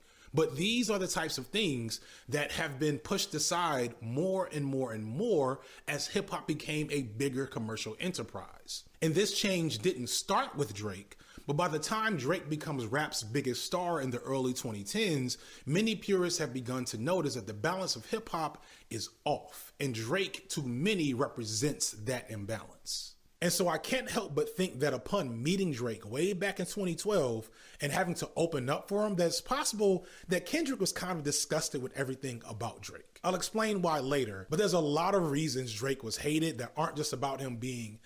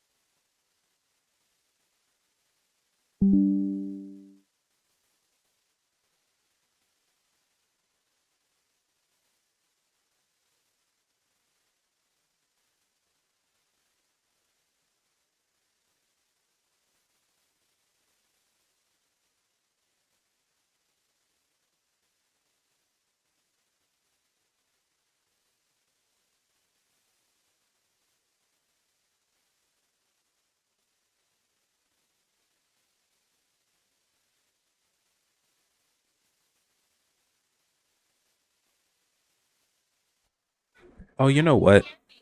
I just learned that my microphone's been muted. I don't know how long it's been muted for, and now I'm really upset. That's annoying. You know? That's fair enough. It happens. I guess.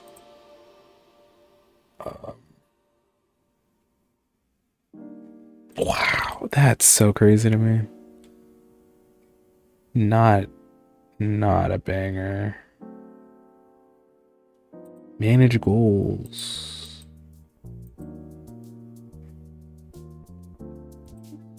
No.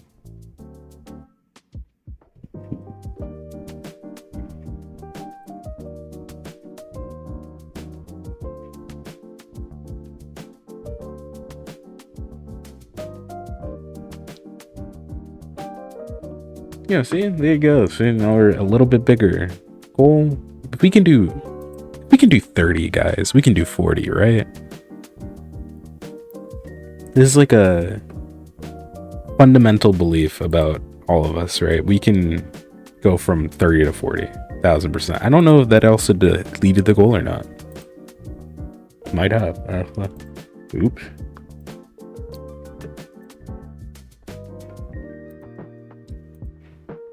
Okay, let's see. Is there anything else I'm needing to do right now? Oh, we need to get off of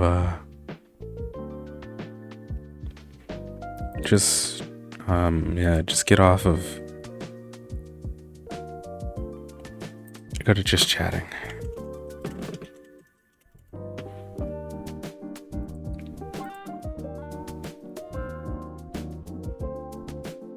Yeah. Hey buds, we gotta hit the wrong button.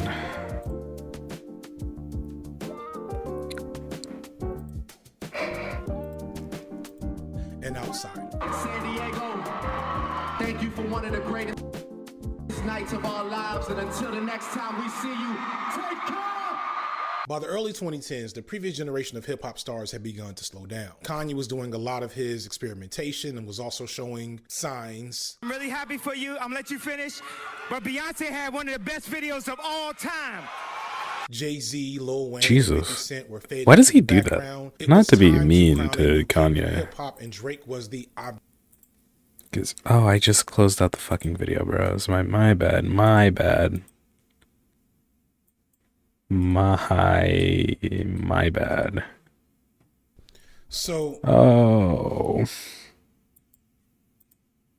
and Smarmy taking on the experience, the behavior, while putting much less effort into seeking out and desiring the respect of his peers in hip-hop culture. It just wasn't on. The capture wasn't on, and I just wasted. Oh my god! I don't even. This newfound power, along with the talent that Drake still has, and maybe letting go of the burden Drake placed upon himself to be accepted and respected by everyone, resulted in the album Views, one of his most successful albums that produced some of his greatest hits, but also began a controversial pattern that had probably been in place for a while.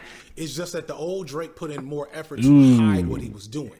It was his first foray into overt wave hopping. Early Not on the Drake right was one. the up-and-coming artist, constantly appearing on more established rappers' songs for legitimacy, and now he was reversing that role, but in a weird kind of exploitative way. Drake has, whether cynically or just through a love of music, Okay,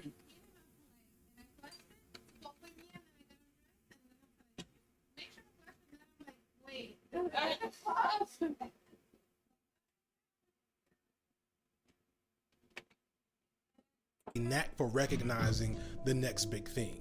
He finds soon-to-be breakout artists and requests to collaborate. And this is often referred to as the Drake stimulus package because this collaboration is often very beneficial for this up-and-coming artist. And for Drake, he gets the opportunity to associate himself we're just with waiting. the We're watching. or the artist and possibly cannibalize a new audience that maybe he hadn't been able to touch up until that point. It should be a win-win, but on more than a few occasions, these smaller artists have been exploited by this process. They end up kind of suckered into giving Drake some of their best music or the biggest parts of their small waves, and then after Drake leaves, it's not a lot left for them to do.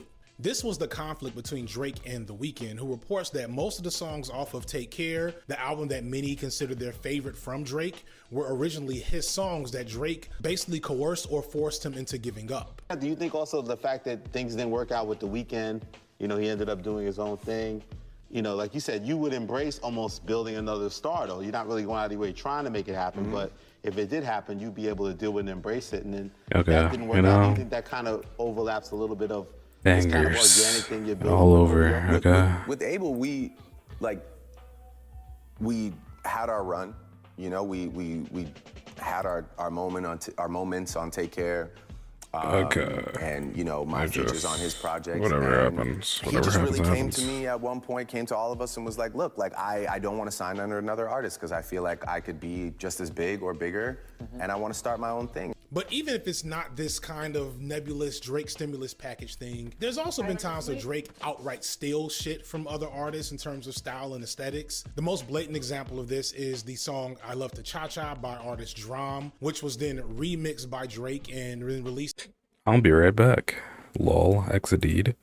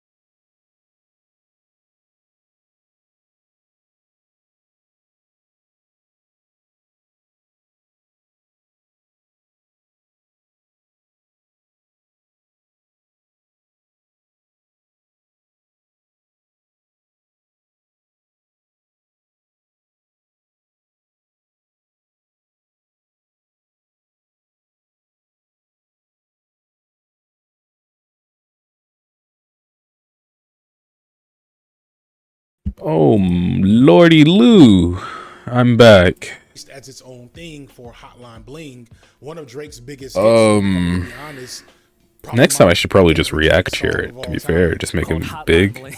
I still can't believe Drake put that out in the middle of a beat. That's not crazy. It's fucking nuts. Ends up being arguably the biggest record of his entire career outside of maybe God's Plan. Maybe. Mm-hmm. That's a direct bite of Cha Cha. Yeah, it was. It was just a little shocking because it came out as like the Cha Cha remix. You know what I'm saying? As is, not really Hotline Bling. At the time. Right. At the time, it was the Cha Cha remix. It fucked with me for a long time. Recently, there's been a lot of accusations that Drake is copying the look of Smino and of Tizo Touchdown, who we just recently did some music with. And ironically, Views is where people started to criticize Drake the most for this, but Views is actually probably relatively genuine because, as I mentioned, Drake spent his early years in a Caribbean immigrant working class community, so he would have actually been relatively native to those sounds growing up. But it kind of goes to show that there was a small but maybe loud or active coalition kind of looking at Drake sideways for the way he was clearly beginning to manipulate the industry as an artist and not just being an artist. He did a song with Block Boy JB and all that. Like, listen, but what does that have to do with you? What is happening? He kept attaching himself to everything of the culture. That's fly. But never had to ever be responsible. As I said earlier, at this point, Drake stops being a rap artist and starts being a content creator. He starts just putting out as much stuff as possible of varying levels of quality, popping up everywhere so that it was never a chance to miss him.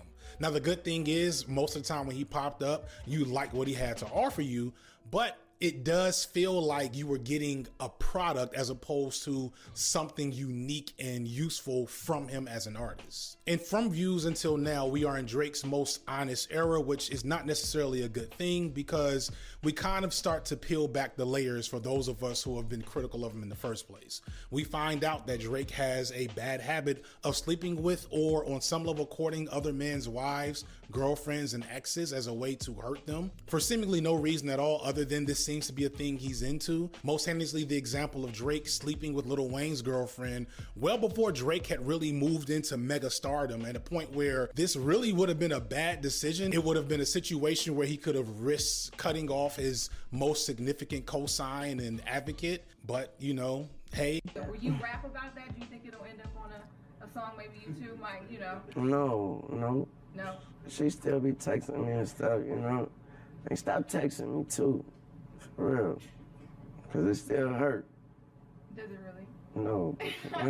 And at the same time, he was talking about we gotta hold Wayne down, but like it was only 8 months. He couldn't hold out 8 months without sleeping with this dude's girl. It's weird. Are you Lil Wayne's protege? I am. Would that be fair to say? Yes, sir. And did you see him recently in prison? Yes, I did. Can you tell me about that visit? It was definitely a change for me to see a man who I've always viewed as my hero and always viewed as very powerful in somewhat of a vulnerable position. The Drake of the last 7 or 8 years is kind of the real Drake. And in some ways that's preferable, but in other ways, as you learn the types of things Drake has been doing when he had more shame, you realize, ironically, Drake's critics were actually too nice to him during the first half of his career. I feel like if people could see now what modern Drake is doing and what he will become versus what young Drake was doing behind the scenes, they would have never let him in to begin with.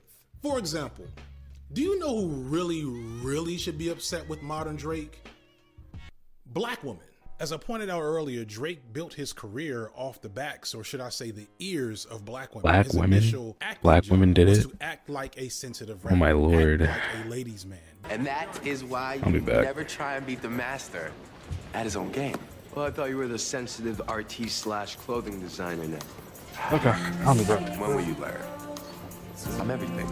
But a ladies' man in a way that hadn't existed in hip hop up until this point. Rappers had made songs for the ladies for years, but Drake was able to take it to another level.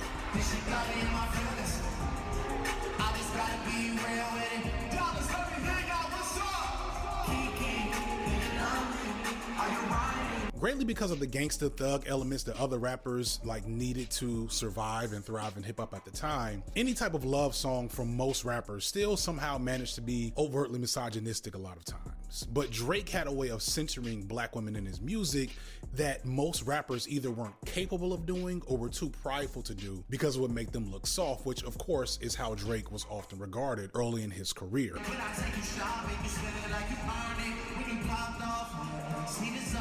a lot of Drake's initial suffering in the eyes of hip hop was this unfair depiction of him as being soft because he wasn't this overt misogynist. But at the same time, women are an incredibly important and viable audience that you need in hip hop. If you can't get women to dance to your music, if you are too busy scaring the hoes, then you can guarantee that your shows will be musty sausage fests that will make less money.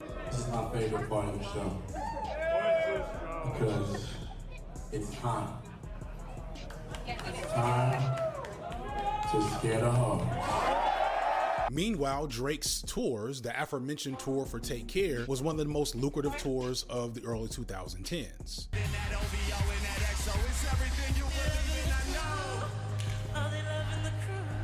But over time, Drake would leave this core black female audience behind. And by the late 2010s, as Drake developed this online army of meme lords that kind of like are the worst fans in the world. Not everybody, everybody's fans are bad. Even my fans can be bad. Drake's fans are uniquely bad. As that particular fan base grew for Drake, he became like every other rapper when it came to black women. While the usual misogyny in hip hop was on this like Big Willie, Don Pimps thing that wasn't really realistic, it was all mythology, it was all fantasy, Drake's misogyny was pretty tangible and like normal in the type of misogyny that women would more regularly go through. Typical misogyny in hip hop is like, we're gonna pour champagne on a stripper, and Drake's misogyny is, I'm gonna release like revenge porn of my ex-girlfriend. Drake often talked about heartbreak in his lyrics, but over time, it's like he went from being lovelorn to being annoyed in regard to his relationships. By the 2020s, he's taken overt shots at ex-girlfriends such as Rihanna and Serena Williams, eventually graduating to taking shots at women for apparently no reason. That's insane, boys. Like Megan Thee Insanity. And Taylor Swift. In 2023, he took a shot at, all right, what am I doing? With the young lady's name. I'm just going to put it right here. What is he? This is in between Who's he taking many shots weird at? lines and bars about the much younger women he's dating not being fun or sophisticated. It's just a lot of weird shit. The black women who once championed and insulated Drake from the purest hip-hop fans were now being thrown to the wayside for obnoxious white superfans who would hang on Drake's every word and live vicariously through him. Motherfucker, Drake's fans are the types of fans pause. I just gotta say, those white super fans, they spend a lot of money, okay? I respect it the type of people that are more than anything in the world, okay? Don't ever like Boston. They think I'm relish confused the fact that there. Drake has no shame or accountability to hip hop culture or women or anyone. Drake's fans are basically the Trump voters of hip hop. And like, if you go to Drake's Reddit page, that's not that wild of a statement. We're sourcing Reddit now for okay. Now I feel silly because I don't. Does he like use his Reddit page enough for that to matter ever? Just the whiteness of his fans, although that is a big part of it. Black people are only 13% of the population. It's just mathematically impossible to be What the fuck? rap megastar and not have a huge Okay, I mean, I don't.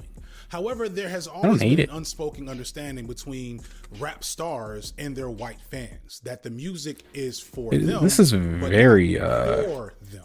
White fans were more than welcome to come to shows and spend money and maybe even say the word at Look, home it's on my- when no one is around. Ooh. We know y'all do it. It's just don't get froggy about that shit. But they were never to be fully catered froggy to or with it. centered in My- the conversation of what my- hip hop is and I was should. gonna use the N-word, but now it feels Black awkward. people were putting it good white fans mostly understood. Good God. Even stars like Jay-Z and Lil Wayne, who shamelessly chased commercial success, still understood this dynamic. This is what happened with Kendrick on stage with the random white girl that said the N-word. She had basically not kept up her end of the deal.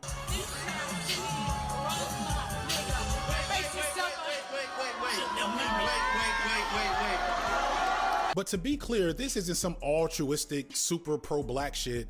This is just the nature of the business. Rappers, companies, etc. recognize that the major draw of hip-hop to its white audience was its ability to pull them in to what these white people imagined was the black experience. It was escapism, similar to why people like superheroes or athletes or karate stars. Like the same way that little white boys will come out of a martial arts movie doing fake karate kicks on their little siblings, 15 years later, those same boys will be men imitating Jay-Z or Lil Wayne when they go to the club or on spring break or something. Historically, the swagger of black men has been one of our biggest American exports, going all the way back to Chuck Berry and rock and roll.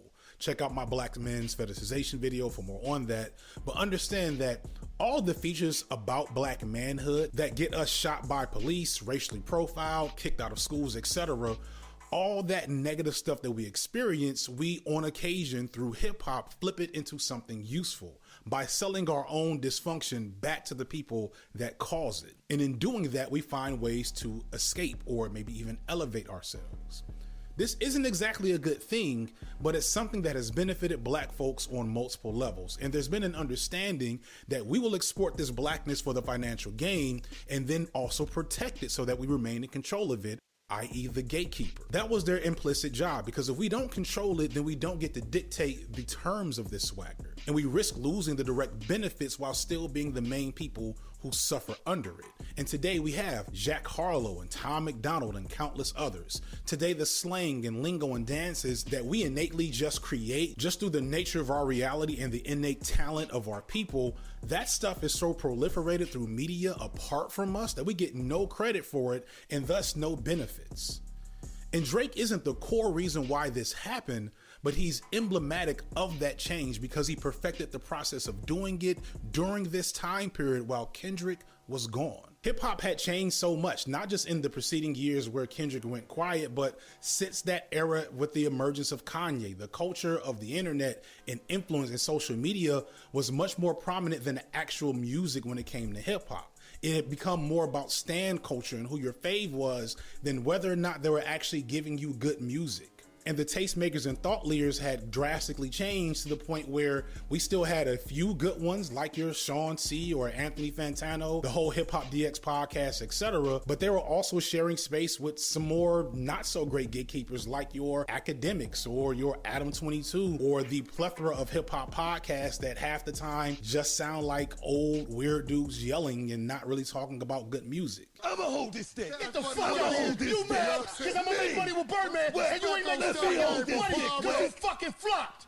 You flopped. You fucking neighborhood rapper. Academics is a really interesting case study in how this new era of social media clout influence hip hop journalism works, because Academics was a Drake fanboy that eventually weaseled his way into a direct relationship with Drake, becoming almost a propaganda wing of Drake's, whole community, carrying his water and spinning his negative press positive. What top 5 you smoking on, Kendrick?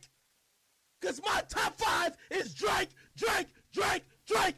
If we broke it off, then you know it wasn't. There's videos of Drake clearly shitting on Academics and not wanting to be bothered with them. Mom's birthday. Mom turned 70 today. Just feeling a vibe. Yo, Academics, dip from my life, man. Real talk, man. I'm really like that, bro. I need a dip from my life, man. Real talk. And I know some people be like, hey, how could you be a fan of someone who would check you on a record? But to me, I thought it was almost a hats off or an acknowledgement to where I have actually came to. Why are you on Drake's cock? Okay, first of all, Drake didn't even call Joe. Why are you on Drake's cock? Never mind him calling you a fuck name. Why are you on his cock? Discussing the hottest rapper in the game. And I'm sorry, who's not fucking with you, by the way? But Drake figured out that in this era that was really shaped a lot by his behavior, clout was more important than any of the actual music. As long as you had fans and stans willing to carry your water and say whatever you said was good, regardless of if it was, as long as real critics weren't really taken seriously, the only thing that was important is making sure your narrative was strong and prolific. The purists and gatekeepers and pretty much anyone else that wasn't enjoying the direction that hip hop was going in didn't have much they could do about it. They had to kind of sit there and quietly take it. No matter what they said, it would fall on deaf ears or be drowned out by the loud, clout-driven audiences that Drake could still pull. What's going on in hip-hop right now is embarrassing, dude. And the thing is, it's nothing as a whole wrong with hip-hop. Hip-hop just needs some fucking balance. Hip-hop don't need to be all positive. It don't need to be all negative, but we need to control the images. Why was he allowed to flout the standards of hip-hop that had been important for so long? Why can he bite other people's style and not write his own songs? Why is none of the snake behavior that we know he's been doing for years still not affecting him? Someone should do something about this. Well, in 2019, 4 years after the Meek Mill beef and 2 years since anyone's really heard from Kendrick, re-enter one Pusha T. Much like Kendrick and other rappers from that earlier era who were more respected, Pusha is from a rough background, a former drug dealer, and a traditional gangster rapper. He, like many a traditionalist in hip-hop, has never liked Drake or what he stood for, but unlike other rappers, he never hid it either. He didn't care if it cost him clout or success or access. He refused to be quiet about it and has let this be known on so many occasions, to the point where it was understood that if Pusha T was going to be a place, he needed to leave if Drake was going to come to that place. With you and Drake, it's been an ongoing thing, but but I do think one big target, right? Everybody's get to shoot at me all day. Well, to be fair, Yeah. you were the one that stands up and says your piece, you know, and stands up and says, try your best, take your shots, because you also send out those shots. You know, I sort of feel like I can't let people think for 1 second that, like, you know, I'm a punk or I'm a chump or, you know, it's okay to say certain things, because to me, I just feel like once they get to do things like that, they get to keep pecking at you. This beef has like 3 different moments over the last 10 years, but the one that happens in 2019 is the most significant, because unlike the years before with the Meek Mill drama where Drake was satisfied with subliminals, a few lines here and there, or just fully ignored it, a fully charged up Drake, recognizing his position at the top of the hip hop world, responds to Pusha T's most recent diss with the scathingly strong Duppy freestyle. And it's really interesting as an artifact of who Drake is in this point in the career. Before now, Drake probably never would have fully responded to Pusha T's direct disses, except for a few subliminal lines. But the Duppy freestyle, for my money, is probably his best diss track ever. Y'all are the spitting image of whatever jealousy breeds. Don't push me when I'm in album mode. You're not even top 5 as far as your label talent goes. You send shots, well, I gotta challenge those. And so with that energy and confidence, Duppy Freestyle to me is probably to date the best diss track Drake has ever made. It employs all of the bravado that he in many ways had earned in the previous decade of his career, going from the sideshow put upon rapper that everyone seemed to tolerate and openly dismiss, to now the legitimate, most powerful, most successful, biggest rapper in the game and the world. But it also further reveals Drake's true colors. Drake goes straight for the jugular, bringing up Pusha T's wife in a throwaway line that he didn't even really need. Holla at me when you multi-million. I told you keep playing with my name and I'ma let it ring on you like Virginia Williams. In fact, the whole song is more personal than rap disses have been in previous generations. Rap beef and diss tracks are often about insulting another rapper's career, expressing how much better you are, maybe bringing up notable L's and bad looks, etc. The only time I can ever remember a wife or girlfriend being brought up was from Jay-Z's Super Ugly, which was a response to Nas's Ether, which landed with a thud. Nobody liked it and was feeling it. Jay-Z reportedly got a call from his mom to shut things down and take the loss afterward. But here was Drake bringing up Pusha T's wife kind of out of the blue. He indeed was fully charged up, but he unfortunately wasn't prepared.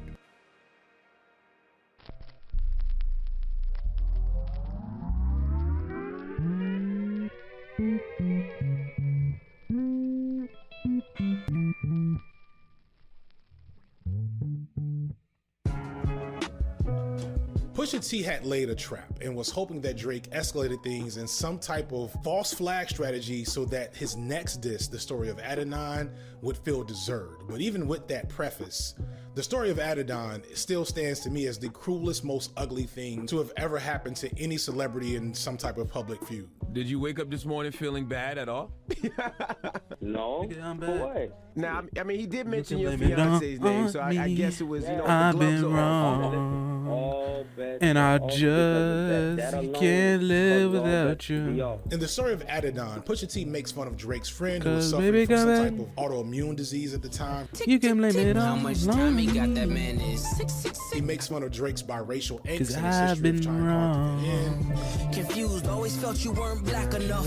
Afraid to grow it cause your fro wouldn't nap enough. But then he takes things to a level never seen before in hip hop or really outside of like anime.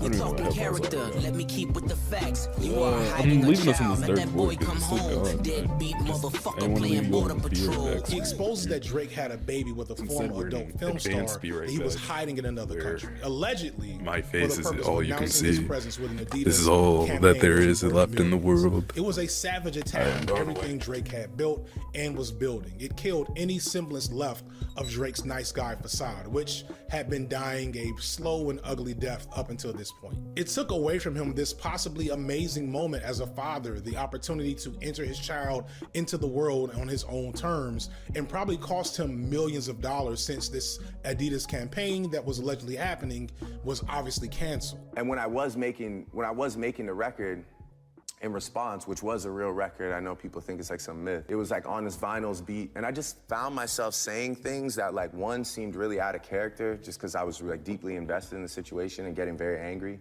I just realized that like nobody cares about this guy, so there's not really much I can say better than Drake has a baby. He won, you know, he won off that. A lot of people get on Drake for stopping the beef after that, but honestly, it either would have had to have been hands or I just gotta move on, because like I couldn't imagine having something planned for my son or sons and like fucking Vosh does a video about it before no one had ever taken a bigger L in the history of hip hop, and it devastated Drake. I have no desire to ever mend anything with that person. And yeah, that situation just went, you know, it just went where it went, and it's just there's no turning back. It's not like those other situations. There is no greater evidence or indication of the change in hip hop's cultural standard in the fact that this devastating series of events had basically no real consequences for Drake's career.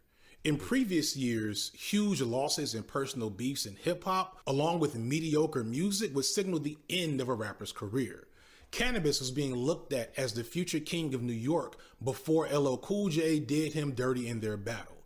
50 Cent ended Ja Rule's reign as one of the top rappers in the game with his diss records, and Eminem brutalized Machine Gun Kelly so bad that he switched genres. Losing a rap beef doesn't guarantee that your career is over, but it should sting for a while. And in Drake's case, to be exposed the way he was, to have his nice guy facade that had already been crumbling evaporate in an instant, that should have fundamentally changed his presence in hip hop, but it didn't, because the culture had changed. It didn't matter that Drake had ghostwriters and had been embarrassed in front of the rap world and was called out for being inauthentic and wearing blackface because pretty white girls were doing TikTok dances to his songs within a few months. Drake at this point had the game on lock, and there was nothing anyone could do about it. And it wasn't on lock in the cool, impressive way like Peyton Manning or LeBron James or Michael Jackson, where you just recognize that they were winning all the time because they earned it, because they were truly great and they just couldn't be stopped by anyone in their purview. This is more like when you're like playing an old fighting game and someone's playing a character who is clearly broken or has one move that they can do that's impossible to stop because people didn't design the game very well. There's no skill involved. There's nothing to be impressed by other than the willingness that this person has to degrade the game down to a level where it's not fun anymore. That's basically what the Tootsie Slide was. Right foot up, left foot slide. I can't think of anything more cynical than this song. And not long after all of this, I made a video called Drake and the Death of Hip Hop. Because as far as I could tell, hip hop was dead. Now, old heads and older heads have been claiming hip hop to be dead for like a decade at this point, and I had always felt like they were really happy. I want to be clear, if you're saying hip hop is dead, like genuinely, not like kind of ironically or tongue in cheek, you're not paying attention to hip hop. Modern hip hop music is low-key better than it's ever been, at least since the 90s. As an artistic 2 hours and 20 minutes, and I won't lie to you, the last couple hours of this is just me and me watching a